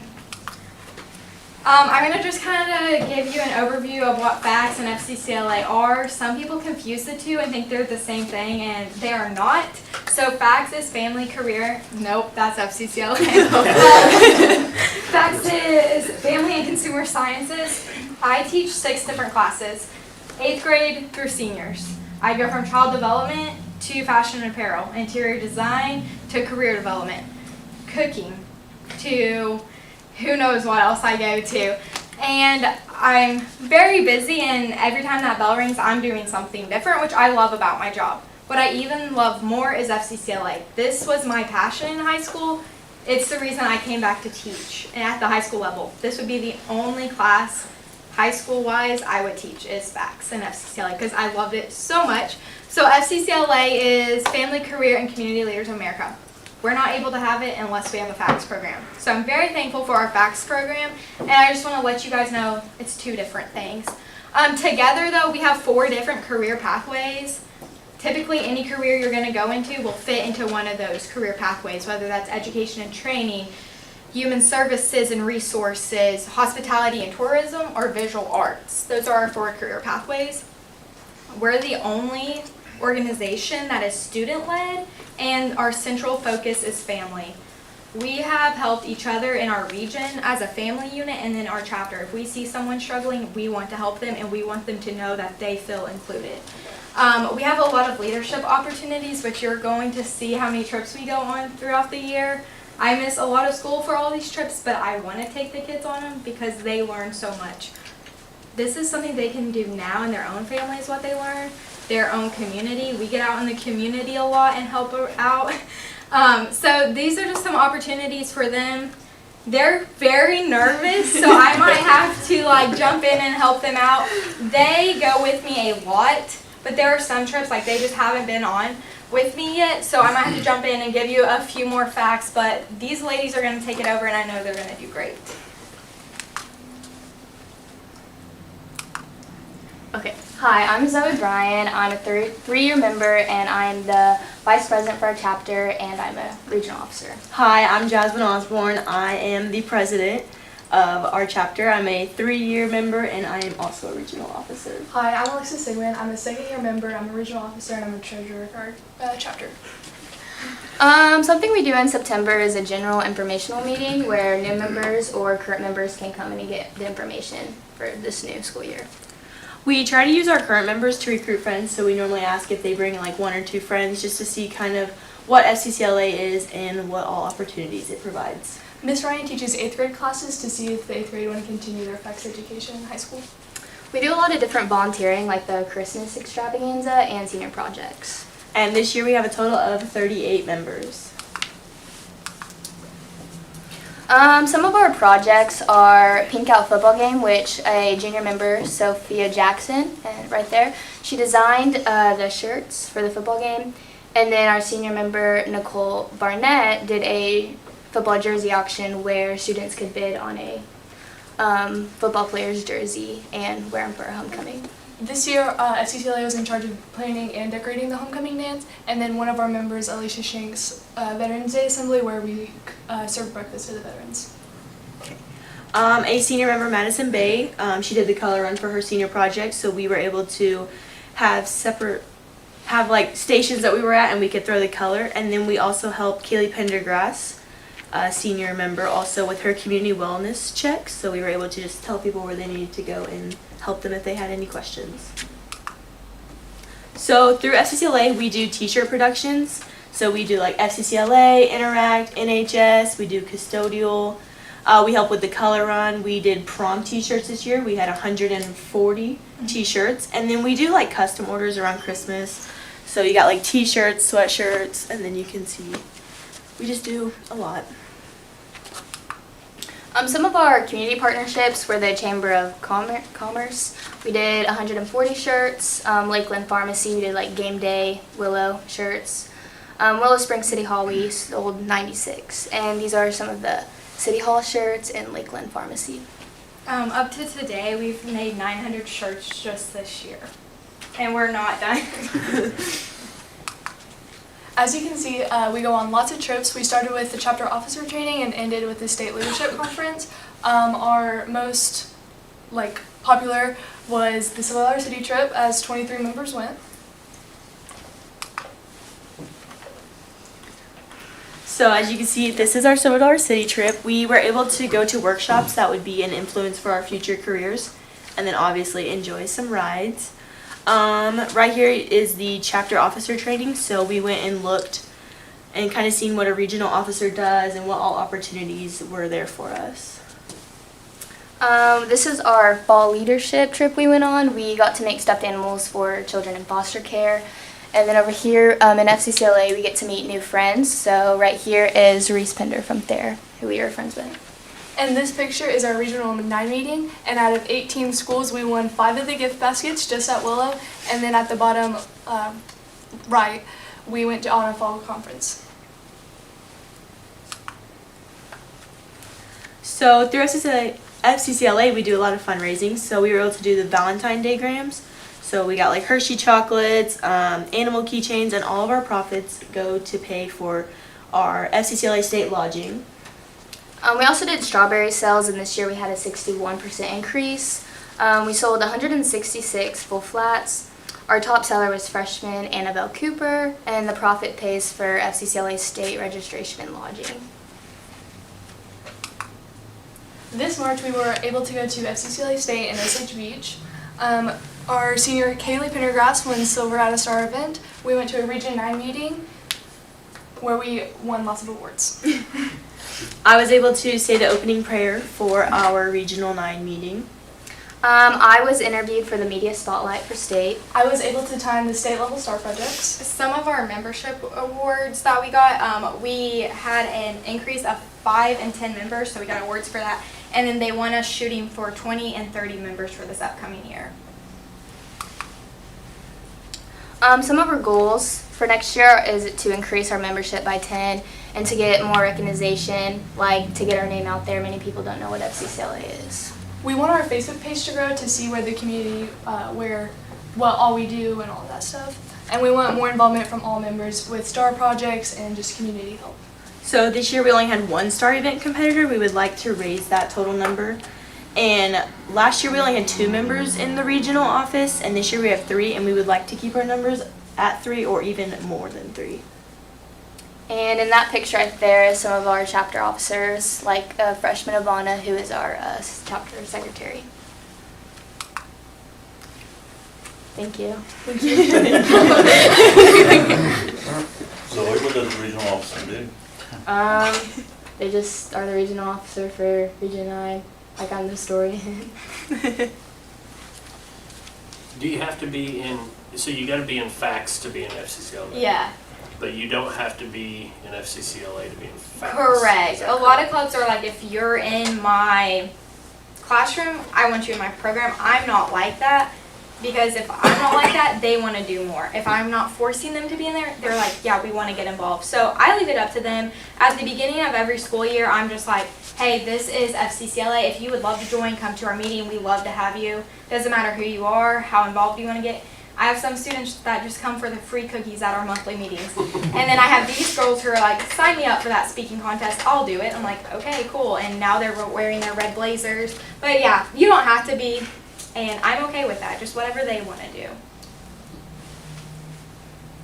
Are you quick to correct somebody if they call facts home ec? Yes. Seems like you have experience in that. I'm familiar with that. Yes. Yeah. But sometimes that's the only way people recognize what FACS is. So we just try to tell them like, hey, we're FACS and that's what this stands for, and then we're FCCLA and this is what we do in FCCLA. But yeah, there's a lot of miscommunication when they switch over the names. We couldn't tell you were nervous. No, you did a great job. Very Good good. job. Yeah. Thank you. Thank you. Thank you.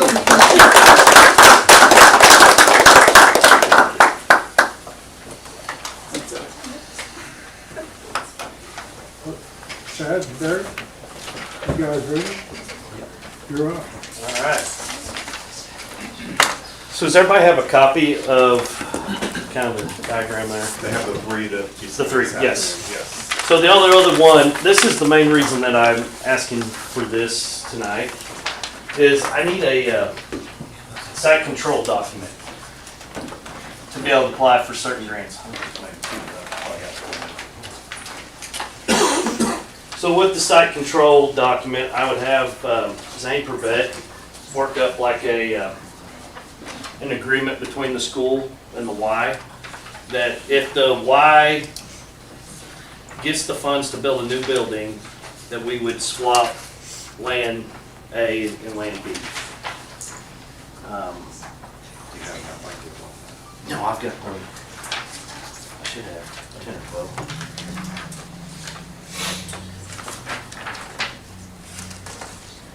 So these are my, on the site control, these were my options.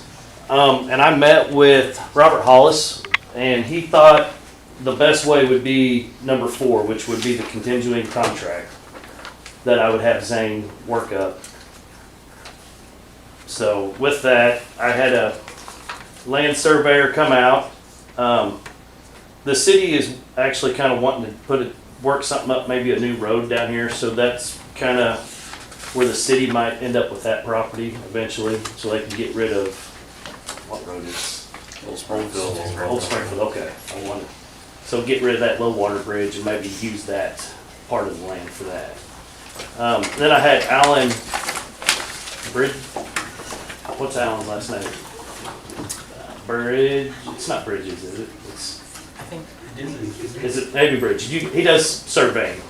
I'd have to look back in that email. Alan the surveyor. Yeah. Alan the surveyor. Alan the surveyor. So he come out and worked up, so this is what he's worked up for us so far. And so there would be a straight line, kind of straight across here, that would be the property that, you know, you guys would probably receive. The last little bit is in a little bit of floodplain. If you built houses there, you might have to build up elevation just a little bit. But he's actually got it designed out of how many houses you could actually kind of build on this property. There's 18, I believe. Yeah, there's 18 if you wanted to do it. 100 foot by 100 foot, is that what it shows? Yep, 100 foot. He said what is a normal lot in town. Obviously, that's not what you guys have to do with it, but that's just giving you an idea what you possibly could do with it. But, And just but this floodplain line, I mean, right? Yes. So you wouldn't be able to build You know, on this. what he was saying is you can build on it, you just have to build it up above elevation.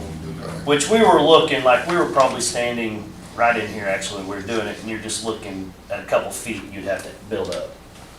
Yeah, though you would get into some, some tricky situations in here. Yes, obviously, yes. This way. Yeah. There is just, but obviously if you were building houses and you had a lot more dirt left over, you could probably fill this in a little bit, raise it up. And just to remind the board, it's been a long time since we talked about this. In fact, I think Mr. Hall was here when we had this discussion at first. In the future, we could look to build, there's nothing imminent as far as us having plans to build houses. But that could be something for the future, or there could be other things that we do with that property in the future. But I just wanted to remind the board that there aren't, it's nothing that we're looking to start next year. Yeah. So It's a total of 6.21 acres. Okay, now is that including this? No, that Okay, would so be. does the city take this over? That's what I'm kind of. Yeah, eventually that's kind of what the city has asked me, would like to, like I said, bring this old Springfield Road down here. Well, this is the road right here. No, that is. That's a proposal. Oh, that's a proposed road for the deal. Yeah. Oh, Yeah. they're wanting this to bring the road through here? Yes. That's just splitting that bottom in half there. They're taking that flood. I actually have, if you guys want to look at that, that is the true flood plain of the property. Does it have their proposed road or not? No, that's just a. They're just Right, you're they're right. a long ways away from the road. This Right is here. the landing Yeah. stage. Yeah. There's Roller Road stop sign right there, and there you go to my house. Actually, the stop sign is probably, this is the floodplain right here, so you're probably looking at right here. That's just the flood, that's the floodplain.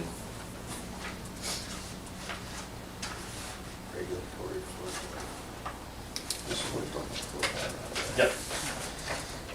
Yeah, it would come all the way down through here. Yeah, but that's actually the good part of the property. Yeah, right? that's what we're. This is what, okay, the blue, I guess, this is floodplain.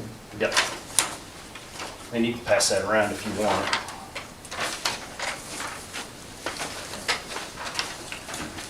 And in that proposal, the last page there would be, the Y would get, I gotta look at this correct, get this in me. So there's 1.31 acres on here, and then there's like 0.55 acres here. It's that L shape kind of around that house.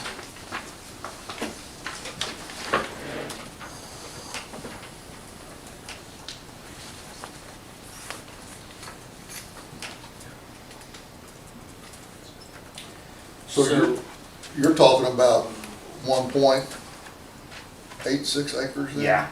Okay, is that the way we talked about that? Were we talking about that part before, or were we just granting access before? It was an L shape. Yeah. Was it? Yeah. Okay.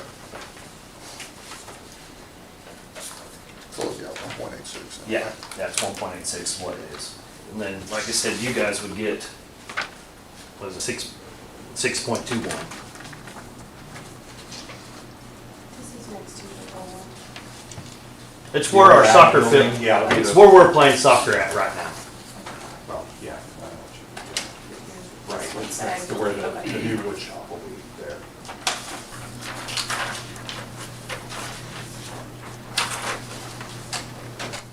And like I said, I don't have the contract yet. I wanted you guys to kind of agree on it before I had Zane, type up a. So what would, like, when we originally talked about this, and it's been a minute, so I can't Yes. quite remember all the details there, but we had talked about a time frame of this happening there. Mhm. What does that look like in this contract and this land transfer and all that stuff? How does that play out? I mean, if. So it really, so the contract's just gonna say, we can put a time frame on it. It just, like if the Y comes up with the funds to build a Y, then we would swap land A and land B. You could do 3, 4, 5 years, yes. I mean, it's been a few years since we first discussed this. But that's not off the table, that's still part of the discussion, I guess we Yeah. should say there, is a timeframe of like, if you guys can get this done in X amount of time, Mhm. Yeah. type deal. But what this is asking right now though is, go ahead and make that contract and do the land deed right now. No, it would just be literally Just an agreement. just an agreement that I'd have Zane. Legalized agreement. Legalized agreement, because I can't apply for NAP credits or new market tax credits without having site control. Deed transfers and all that's gonna come. Nothing will come until we come and say, hey, we got the money and let's do We it. can actually do something. Yep. It's kind of the same thing we had before, but before it was just more verbal, Right. but we have to have actually a contract. Yeah. But Yeah, it's- we're not it's- asking for any land to be swapped over. or No, anything there's like that. nothing Why- swapped. so just want to Before- have a contract saying we will if we can. Right, so this just allows you to access the funds and the grants and all of that stuff before ground's broke. Yep. We'll have a whole nother discussion about the contract, how, the time frame and all that, is that what we're talking Yeah. about? I mean, when I Before get we- closer with the funds, we can, exactly tell you when. Right. I sit on this committee, this is a 2-year process right here where we're at tonight. Right. So we talked about 5 years, I think, before. The original I think was that's 5 what years. Right, yeah. What we had originally discussed Yeah. there, Yeah. but I guess I don't wanna, from the school's perspective, I don't wanna just have something out there open-ended and then, like if we make this deal on the land and then you guys go a different direction, can't get the funding or whatever, I don't wanna lose control of this land. that No, sits you'll right never there, lose control of land. Right there on top of Yes, it. there's a Y there. Yeah. Unless there's a Y set. Yeah, no, you'll never lose control of it. Yeah. I mean, it'd be no different than us, but I wouldn't wanna lose Sure. our property either, Absolutely. but with nothing on it. Okay. This is a big stepping stone tonight. Yeah. For everything, for Yeah, we want you guys to get money. We want a lot. That's the Or plan. I do anyways. I can't. Absolutely. I mean, I'd love to be able to have a Y built and add two gyms to the community. You guys can use as much as anybody else.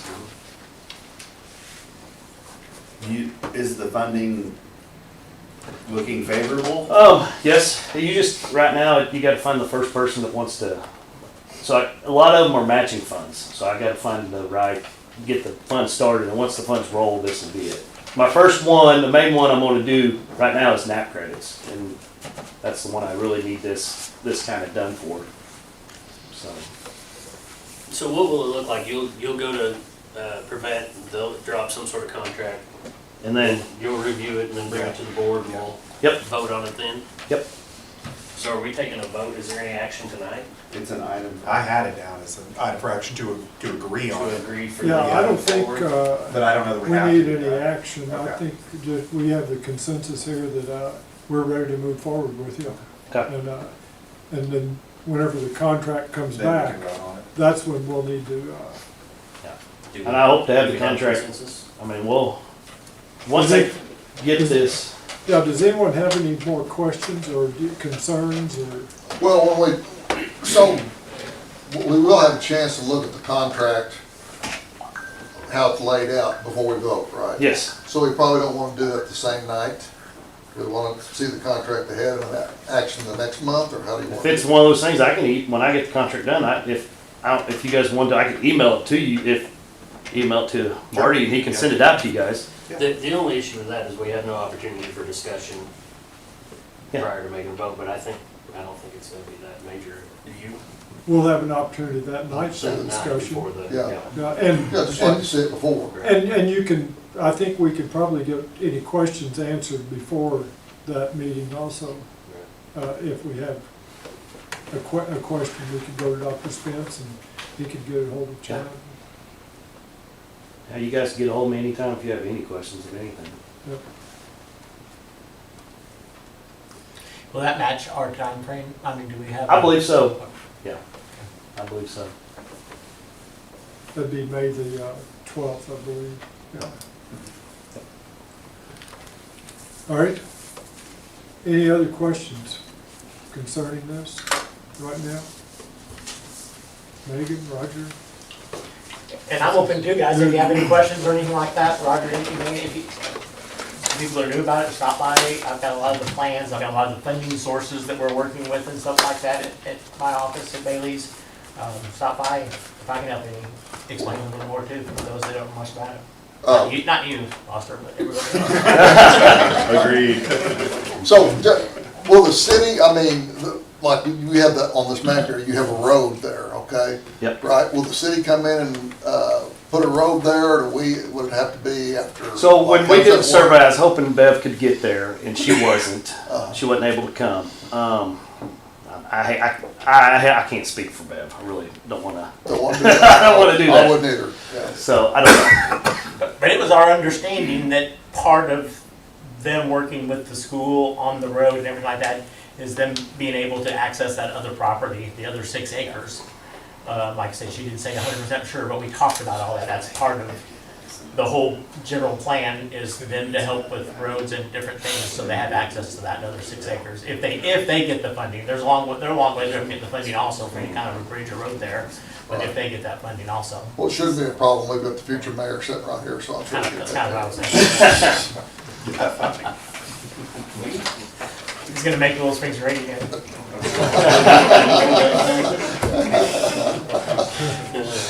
Probably time to move on, right? But I just want to kind of keep you guys informed, kind of, where we're at, I just trying to be open-ended with everybody. You're still looking at the same, you gave us an outline of that Yep. building before. Same building. Kind of the same thing. Yep. Okay, now how many square feet was it? It'll run about 25. This is a bad. 2 full courts. So full courts, that's the plan. I don't want to say it's designed like Mountain Grove's, kind of ideally a little bit, but it's adjusted some, Yeah, it'll be better. Good. It'll be Good. better. That's what I wanted to hear, Chad. It'll be better. You're not recording this and somebody watching. Oh, Mountain yeah. Grove. Nobody from Grove is watching. I can see that. Too late, I'm in trouble now, no. No one from Grove is watching. Yeah. That's an accurate statement. But yeah, I mean, when we get it done, it'll be a great thing for everybody. I mean, right now, like Mountain Grove, they'll call me, and sometimes they'll have basketball practice over after school or before school, It'll be for, I tell everybody, I said, somebody that's 3 years old all the way to, Coach Colley's age. Hey, I'm really disappointed in Keep him. that one up. So we had the color run this weekend, and he was running the opposite direction of everybody and would not go by a color station. I didn't know what was going on. I saw all those kids going there. I saw somebody throwing chalk or something on me. That's what happens. Yeah, they told me. You're lucky I didn't have any. I might have doused you when I went by. Yeah, you'd be easy to catch me, so yeah. This just opens up so much for the community around. It does, yep. Not to drag it on, I do have one more question. We had talked, now, the school usage thing, we had talked, was that like a maintenance agreement type thing, or like a yearly thing where the school could use that to a certain degree? How does that work? So at Mountain Grove, what we do is the school gives me $5,000. The contracts change differently over the time. So when the Mountain Grove Y was built originally, that's where they did elementary PE all day long. So they did all my janitorial services and gave me $500 or $5,000 a year. Now they just dropped it down. They give me $5,000 a year, and they got, I don't want to say straight rights to the gym, but like if they call and need basketball practice, they get it basketball practice. And do you foresee a similar? Yeah, I mean, we could work something, similar agreement, you know. That's why we want to have it where it is, just so the school can have access to it. You can have, you can have, We talked about all this stuff. Yeah, we It's just. been you know, we just say junior high basketball practice over, the kids can walk right over there without, all the kids can walk over without crossing the street or crossing the road. I mean, it's just, it's just safe. a great thing. Yeah. But I don't know, you guys probably struggle for practice in their basketball time. Oh, yeah. It's very mild. It's an understatement. What, you got 2 gyms, correct? I mean, Well, you use yes. the Ella. We use the Bears Den, The Bears. but it's not a, Yeah. not good. Corner threes, you're out of bounds. Yeah, There's no corner threes. not regulation. Unless your feet are. Yeah. You'd have never made it there, Out Troy. of bounds a lot, wouldn't it? I would love to build something that just for the community. That's all it is. It's not for nothing else but you guys and everybody. That's good. All right. Thank you. Thank you. We're Thanks, guys. excited to hear things are moving forward. Mostly here, mostly for moral support. You did a great job there. We'll see you. Thank you, guys. The next thing on our agenda is to once again look at board policy that guides the school board in our role and our responsibilities. You have on your iPad there policy BA, which is board operational goals. We looked at this a little bit last month. But this policy pretty much outlines our responsibilities.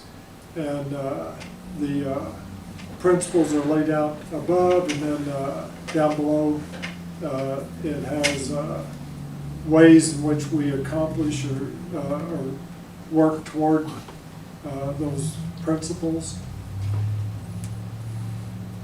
And so what we want to do is start considering, are we accomplishing what we need to on each of those points?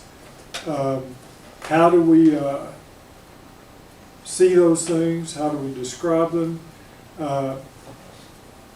For example, if you look at managing the school district in accordance with board policy, rules, and regulations, we have a set of policies, rules, and regulations, procedures that we are to operate by. And we need to be familiar with those so that we stay within those boundaries.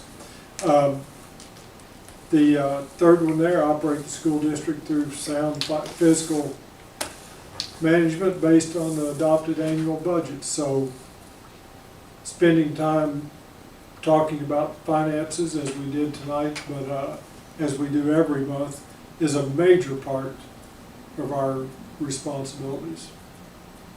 And so we need to consider every month, are we doing what we're supposed to be doing in that? And I think we've made progress. We're getting better at that. Dr. Spence is providing us information and to educate us and answering our questions so that we better understand financial management of the district. In looking at the next to the bottom one there, maintain effective two-way communication with the students, staff, and the public in order to maintain an awareness of attitudes, opinions, desires, and ideas. This is an area that I felt like that we needed to work on, particularly hearing from the community and parents. And I was thinking tonight, as we went through, we've talked about, we've got our student representative here on the school board. There are different student groups that she talked about at each of the building levels that are providing input. We have the student advisory committee in the high school and the leadership teams. Then the superintendent council, which is staff that works with our superintendent. So we're getting some input, but we need to continually evaluate, is it enough? Is it what we're looking for? And what do we do with it? I thought the last 3 months we've had a lot of input. That calendar back on. That's true. And I talked to Dr. Spence in the last few weeks about the need for a community group, and you're putting together a community group, and to hear from not just parents but employers out there, members of the community receiving students coming from the school as employees. We need to hear from those people. And we need to do it in a organized, designed method. And with that information then to come back to the board, which we've been somewhat lax, I feel like, on doing recently, over the last few years. It's been a while since we've done a community survey. We've gotten some input back, but we did it on the calendar and so on, but just continuing that. So, what do I hear from you? Well, I think the committee's a great idea. I mean, get different facets of the community involved and what they're wanting and what they're thinking and their opinions. I think that's probably the one that we hear the least from, right? I mean, that we get input from. We get input probably more from students and teachers and faculty and staff and so forth. Parents, right. So I think that's probably one that we don't hear as much from. So I think that's good. And parent-wise, we hear from certain parents, but we don't hear from all of them.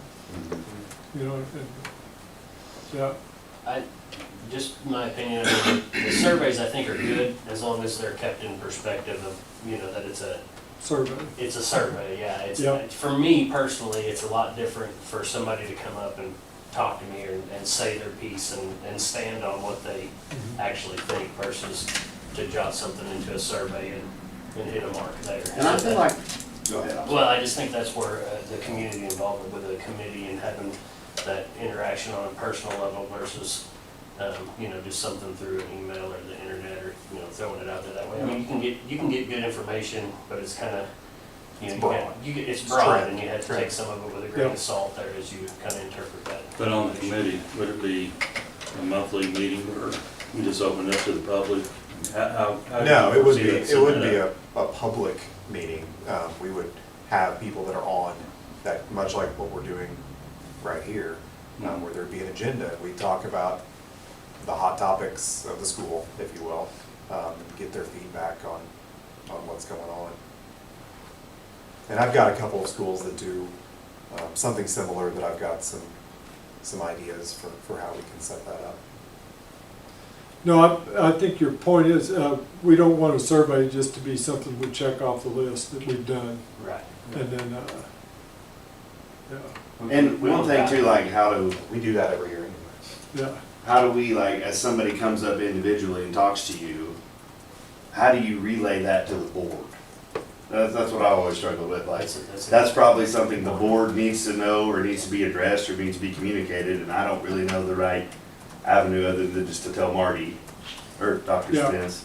My apologies. And, but so that's one thing that we could work on, I think, as the board, is how do we communicate? Because I don't feel like, anyway, a lot of the people I see in the community have any trouble telling me what they're thinking, and that's fine, And people, hey, I'm sorry to call you. Can call me anytime, and I'll listen to what you got to say. But to try to communicate from on an individual basis to the board, and how do we do that? And that's what we're going to work on. And I'll mention that in just a minute. Oh, sorry, I jumped ahead. No, that's good. And we have had. I mean, I'm not trying to pat ourselves on the back, but like the safety thing we had it Crossways. I mean, at some point on some of these things, I mean, you can lead a horse to water, but you can't make him drink. If they want to be involved, they need to show up to the things that's offered to ask questions and be, you know, there was question and answers at that thing, you know, and so, and we always, I feel like, could do a better job of getting the message out there, or maybe, you know, trying to let people know, like, hey, this is your opportunity to you know, speak your piece. Right. And to hear more about what's going on. Yeah. Yeah. And when people do ask us questions, we don't have answers for hardly any of the questions being asked. We need to make sure we follow up, you know, find answers and get back with them. Well, but I think also that we have to, I think we're bound by asking a lot of times, have you spoke to the, there's a problem, have you spoke to the teacher, have you spoke to the principal, have you spoke to the, I mean, they need to be steered a lot of times through the proper chain of command before then we address it, right? Well, and as an individual board member, do we even need to have an answer for them? Right. I mean, this board speaks as a one-unit deal, and I kind of think it goes back to what Scott's referencing there, is how do we, when that's brought to us, then how does it move forward in the proper way? You know, we get a number of questions and have another one of those And- forms address quarterly or whatever. And like I said, most of the stuff that we get, or I mean, I get a lot, is probably like, hey, call the building administrator, you know? And so, and I do think like a reminder for us, as far as like the chain of command on how those calls work and where you need to filter those, Right. is a good reminder for us. So how would you like to continue? I think looking at this particular policy every month for the next couple of months would be a valuable thing to do. So what I'd like to see for you guys to do is to look at this before our next board meeting, and you know, come up with any questions that you have about how we address some of these different goals here. Sounds like homework. You can do it just before you go to bed. Put you to sleep. At 6 o'clock. Yeah. Okay, so but what Scott was mentioning brings me to the next thing that I was going to bring up was I'm trying to set up some board training with MSBA concerning board roles and responsibilities. And, you know, how do we answer those questions when a parent or somebody comes to us? What is our role there, and how do we answer those things? And then other responsibilities that we have. And I've talked to MSBA, and I've got a couple of dates that I would like to get.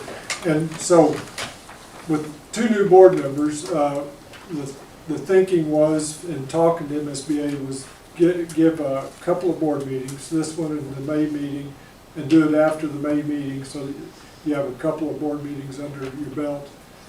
So how does... experts by then. Yeah, well, yeah. How does May the 19th or the 20th, and that would be the Monday or Tuesday after our May board meeting? Or the 27th, which is a Tuesday after Memorial Day. And the time frame would be, we could say 5:30 to 8:30, but probably closer to 8 o'clock as far as being done by. I can do any of those dates. 19th, May. 19th is good. I think Yeah, I'm the out two the are right now. 19th. I don't really do the calendar. Hang on. It's on this stuff. Yeah, I know. What we're not doing tomorrow. You're out Right. What did you say the time was again? You said in the evening? 27th? Yeah, Work? 5:30. Yeah, I'm good at all of them then, yeah. Well, I'm on appointments earlier in the day. Scott's good on the 27th. Is anybody else good on the 27th? What day is that on? The Tuesday? Tuesday. 27th? Tuesday. The day after Memorial Day. Yeah. Nobody's doing it. So 5:30. 5 to 8 is what you Is that what you said? Yeah, 5:30 to 8:30. Coach, you were right. But probably more realistically, 8 o'clock, but we'll block out till 8:30. Okay, 5:30 on May 27th. Okay, we will, Get it done. As far as I know. Yeah, that's all Scott tells me that you can't do it. That's Stevie Foster's birthday. so when we come to items for 76. information, we will nail that down, because that will need to be a special. One thing too that Yeah. was in that, not to, Yeah, but we talked about opinions and desires, but the last one's a big ideas. A lot of people have a lot of ideas that, I never thought of.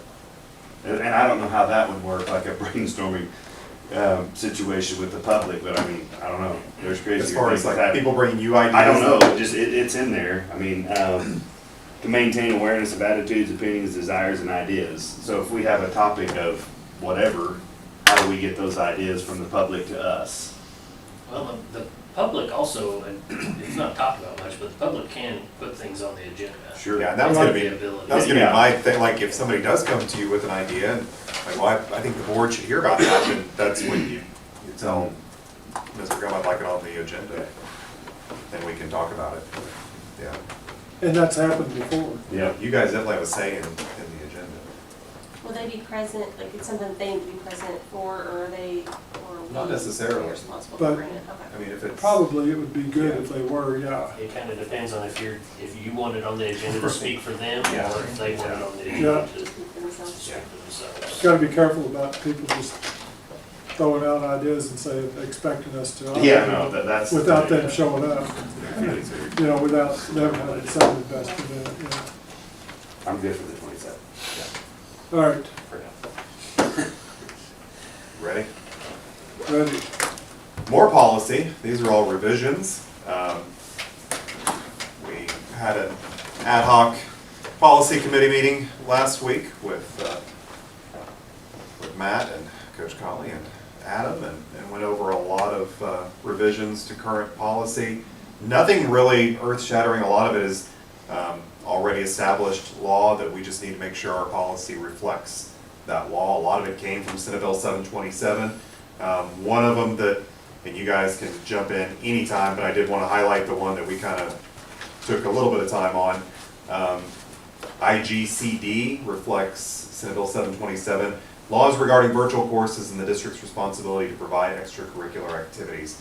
So our current policy is that that you must be enrolled in Willow Springs School in seated courses to participate in extracurricular activities. This policy would change that to make students enrolled in virtual courses offered through the district or through MOCAP. So basically, any student that's in a virtual program are considered eligible for extracurricular activities. So we have the option to adopt the policy but keep our exception, or adopt it fully and allow those students to participate. And I don't know that I don't feel like I explained that really well. It was a little cloudy. You want to do, you got it? I've got it, yes. Then go for it. Oh, no, I've got. Oh, the you said you understanding. got it. No, I've got the understanding. So, right now, without looking at anything, maybe I can explain it a little clearer. Right now, if a student signs out to go virtual, okay, they can't play basketball, or they can't be in the creative writing club. This law, or this policy change, would change that to where now you can. And we really don't have any say over it. But we can keep that portion of the policy to continue that restriction. Any better? Well, Yeah. isn't the extracurricular what's keeping them coming to class? It is. Well, yeah, and I would recommend keeping what we have, but it's also my job to share with you that is what MSBA recommends, is that we change it.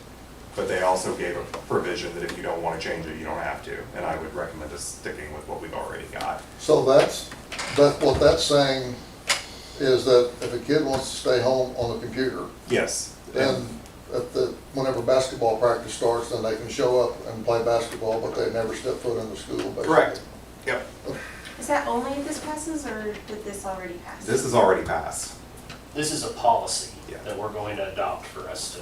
The Senate Bill SB 727, yeah, 727. it's already in law, Okay. yes. But we don't, it doesn't force us to do that. Well, Now, there is one in legislation right now that would force us to do it. That's the one I talked about earlier, Okay, that's that's kind of what- getting some pushback and slowing down a little bit, which is a good thing. And most of our area schools have this same If we're policy. getting ADA on them, would that be a requirement? I mean, that we'd have to let them, if they're underneath one of our virtual deals.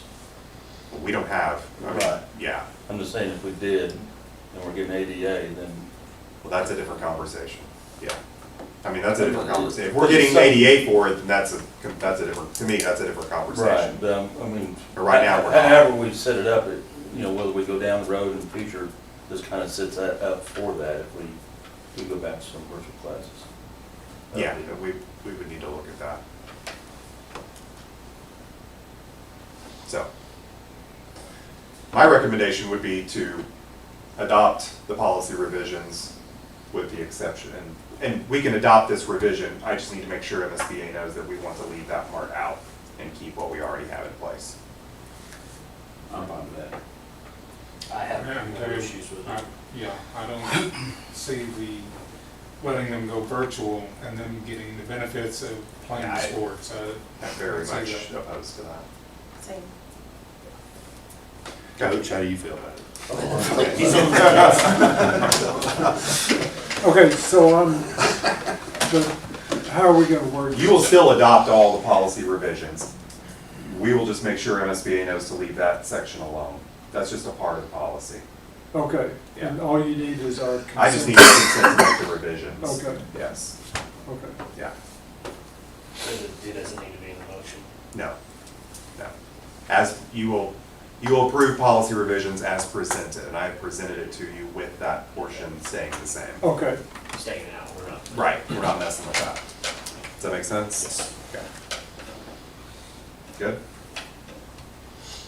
Okay, Bears Den HVAC, I'm gonna be asking your approval for a purchase, tonight for a 15-ton air handler, 15-ton condensing and gas duct heater in the middle school FEMA shelter. Again, this happened prior to the wind damage to the roof.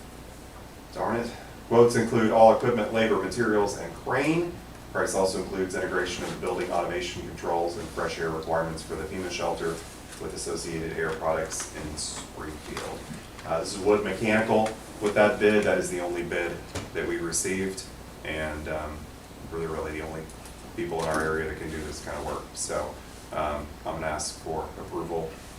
They're hoping to install that this summer, if approved, and that way we have it up and running. So we have two of those in the Bears Den. So right now, thankfully, one is still operating. That's why it's still okay in the Bears Den, but probably not as good as it has been.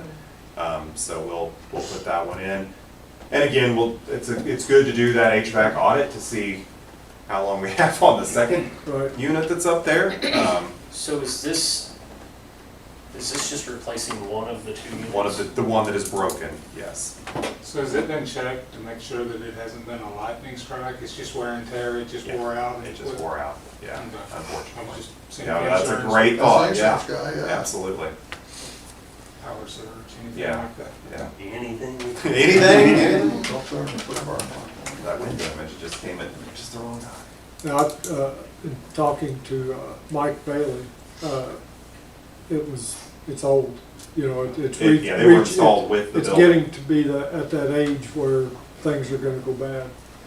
Yeah. So we're gonna have our eye on the other one. Yeah, exactly, yeah, that's what he was saying. So, do we call that the middle school FEMA building? I thought it Well, was the that's hospital. what, so Wood Mechanical put middle school FEMA shelter, that wasn't. that Okay, wasn't- but it's the Bears Den, it's- yeah. We don't wanna give it to the middle school. Yeah. It's the community filled FEMA shelter is what it is. So what was the year did we build, I mean, how Oh, old? man,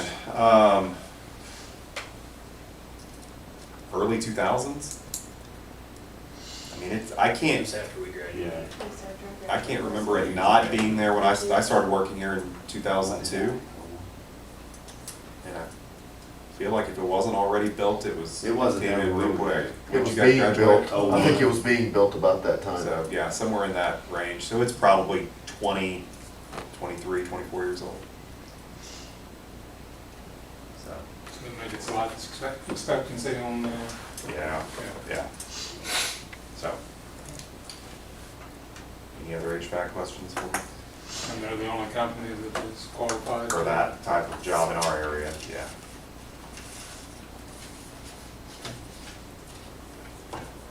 Career ladder proposal. So we've done, career ladder was a great thing back in the day. It went away, it came back. It's still here for now. And I'm gonna recommend we re-up our career ladder proposal every year. The board needs to approve. The state pays 60% of our career ladder. So last year, FY24, we paid $97,000 in career ladder. So that was 40% of career ladder. But it's a really nice bonus, basically, for our teachers. And you can see there the stages and how many hours and that they need to accomplish to get those dollars on their career ladder.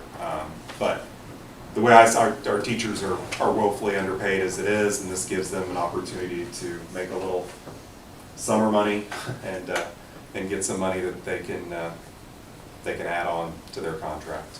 I assume most all our teachers participate. All that are eligible do, yes. Is this something that's paid in a lump sum, or is it paid over? You get a career ladder check in June, I believe, right? Or May? May. So they work on the hours through the year, turn in the hours, and then we give them a check. That's why I kind of call it summer money, because you get it right before the summer. Our teachers, yeah, it's a good program. They used to pay 70, or am I dreaming that? I think they've always paid 60 since they brought it back. For no other reason than curiosity, it'd be interesting to compare how many hours to the 97,000 there. Yeah. But there's a lot of hours. There's a lot of hours and a lot of good things that are being done. Pretty affordable. Yeah, oh yeah, yeah. That state could be 60. Yeah. And if the state comes and says we can't afford, then we're gonna, and I will say, like my predecessors, Dr. Hutzel, I think, was the one that career ladder went away, but he made our own program, what did you call it? TIPSA, yeah, and I don't remember what that stands for, but it was a district-funded program that didn't pay quite to the level of career ladder, but it kept it in there, so that when career ladder came back, we already had budgeted the amount, like that 97,000. That's what we've been paying that for years in TIPSA. So when career ladder came, a lot of schools had to think, okay, can we afford to pay $100,000 for career ladder? We already had it in our budget, so that was. Yeah, a little history on career ladder. That's pretty good money per hour. Yeah. The teachers appreciate that, if you will approve that again tonight. Any other career ladder questions? Hold on, I'll do the last one. Our teachers are, I will say too, very conscientious about what qualifies and what does not. I probably get more questions on career ladder than I get on any other topic. They want to make sure that what they're doing is eligible for career ladder, so I appreciate that. When you do stage 1, you do 50 hours, then you had to do an additional 75 to do stage 2? No, Or you only your get, 50 like if you're a counts? stage 1, then you can only do 50 hours. Oh, if you're a stage, that's Yeah. that's a category of Right. staff. Yeah, I don't. Stage 1, you have to have taught for 2 years Yeah, before you're eligible. Okay, so you're not. That's not up in there. stages, Right. that's just a Okay. staff quality. Yeah. Okay. Sorry. So how much stage 2 and stage 3? Stage 2, I think, is 3 to 5 years, and then I think it's 6+ on stage 3. Now, is that just teaching period, or is it some of it have to be here, or is it just? No, it's total- teaching. Total teaching. Period. Yeah, and it used to be, where it had to be in the same district, and the years were, I think you had to be, what, 10 to 15, or 10 and above was stage 3, so. They made it easier for teachers to grab it. Stage 3 is $50 an hour. They'd be crazy not to Oh, yeah. jump on that. Yeah. All right. Last thing I have for you is a reminder, and you've been reminded already a couple times tonight, senior project night. is this Thursday, April 17th. Typically, senior project night is the last Thursday of the month, and because of scheduling conflicts, it is not. It is this Thursday, the 17th. Let's see, I came in 2002. I think that's about the time they started senior projects, and we came down to the boardroom during the school day, and seniors presented their project to a little panel of teachers, and it's grown from that, and it really is educationally the capstone of what a student does at Willow Springs. And I think all of you have probably already been to senior project night, but once you've been and watched the kids present and watched how proud they are afterwards, I just think that changes. Because of course, up until that time, it's, I don't want to do this, this is stupid and I hate it. Afterwards, they're always very proud of what they've accomplished. And I have yet to talk to a senior that's graduated and said, hey, did you learn anything from that senior project? And every one of them has always said, yeah. I mean, it may vary on how much they've learned, but they all learn from it. And it's one of my favorite nights at school. So if you've not signed up to judge, please consider doing that. I know we're chronically low on senior project judges, so we'd be happy to help you volunteer for that. But if you don't want to judge, I encourage you to just come out and tour the community showcase, watch a few presentations, and enjoy the evening. Mr. Schmidt, 5? For the public, it would be 3:30 to 5. 3:30 to 5. But I think it would be okay to go in early. For you guys, yeah. Yeah. Mrs. Elementary will be there from 12:30 to 1:30, and then high school, middle school, I believe, from 2 to 3. Ms. Wilson said, because judging is starting early this year. And so, and I expressed how much I always enjoyed going into the showcase, because you get to walk around and see them all or all you want to, and talk to them as much as you want to, and that's probably the best part of it. And if you come at those other times, the other students will be there, and you can see them kind of interact with them as well. Yeah. That's fun to watch, and yeah, make sure and ask some questions because they're the expert on this. Like, they've spent an entire year working on this project, so even though they're nervous and worried about the question and answer, I always told them, like, you guys know this stuff backwards and forwards, and that's they shine whenever you start asking questions. It's the rare one that acts like they don't want to talk to you. You know, they usually are eager to tell you about it. Those that will be gone, like for track, will their posters be out where people can go through and see their Yes, they will be. They will be. And that says, And we'll also if you're record around in the morning, there will be some presenting that morning because of the conflict with the track. Oh, yeah. So, please come. That's my appeal on some Board thing for cooking is the 23rd. Yeah, I'm glad you brought that up. I had a note I was gonna, I couldn't remember the date of it. Is it 23rd? Yeah, it is Wednesday. Yeah. What time do you want to start? April? It's 10:30. 5:30. April 23rd. Huh? 5:30 in the morning. I'll be there at 5. That's a Wednesday, right? That's Wednesday, April 23rd. Well, That's also Administrative Professionals Day. So drop We have something to off share that day? for Mandy. What are you gonna cook special You for get us? something Alright. spam. Will you? Adam will have spam. Can't wait. I assume, we usually start feeding 10:30 to 11 in there, so I'll be there by 9 anyway. I'll come early. Well, I can come early, I'm not sure if I can stay the whole time. that's a Wednesday, that's a week from Wednesday. We've got a truck at Munch that morning, so I'll be a little later than usual, but I'll be there. If you need help, we've got people. Oh, yeah. Be happy to help. Oh, yeah. I'll be there, so I'll help you guys. No work conflicts. No work conflicts. All right, that's All all I right, got. all right, comments from our guest. Bill? Can I throw a couple things? You Yeah. absolutely. One thing might help you guys on the virtual student situation, participating in athletics or what have you. Misha right now does require them to be seated in 2 classes Right. to participate. Now that may change, what have you. Yep. The other thing, during the work session, when we were talking budget. I did hear May, I heard August, salary schedule wise, kind of up in the air. 99% of your districts are approving that April or before, insurance wise as well. Right. Liberty, Mountain View did it last week, West Plains is doing it tonight, both of those. Because it really leaves your teachers in limbo if you don't do that. I know there's other cuts going on, teaching staff, what have you. But that's really leaving them in limbo, teacher contract wise, if you wait May, June, July, August, whenever you guys are gonna do it. That's all I have. Yep, thank you. Good point. Miranda? Miranda? You can share with Toby. I'll let her Or forward to you next she'll month. share with you. There you go, Yeah. there you go. Okay, then moving on to items for action. First on the list, I would receive a motion to approve the policy revisions as presented. Just a Yeah, piece of discussion there on the policies. I don't think it was, Mandy did something with a policy on our, That was added to the. right, Yes. is everybody aware of that we can do the short form on that? The That's financial what the policy- disclosure.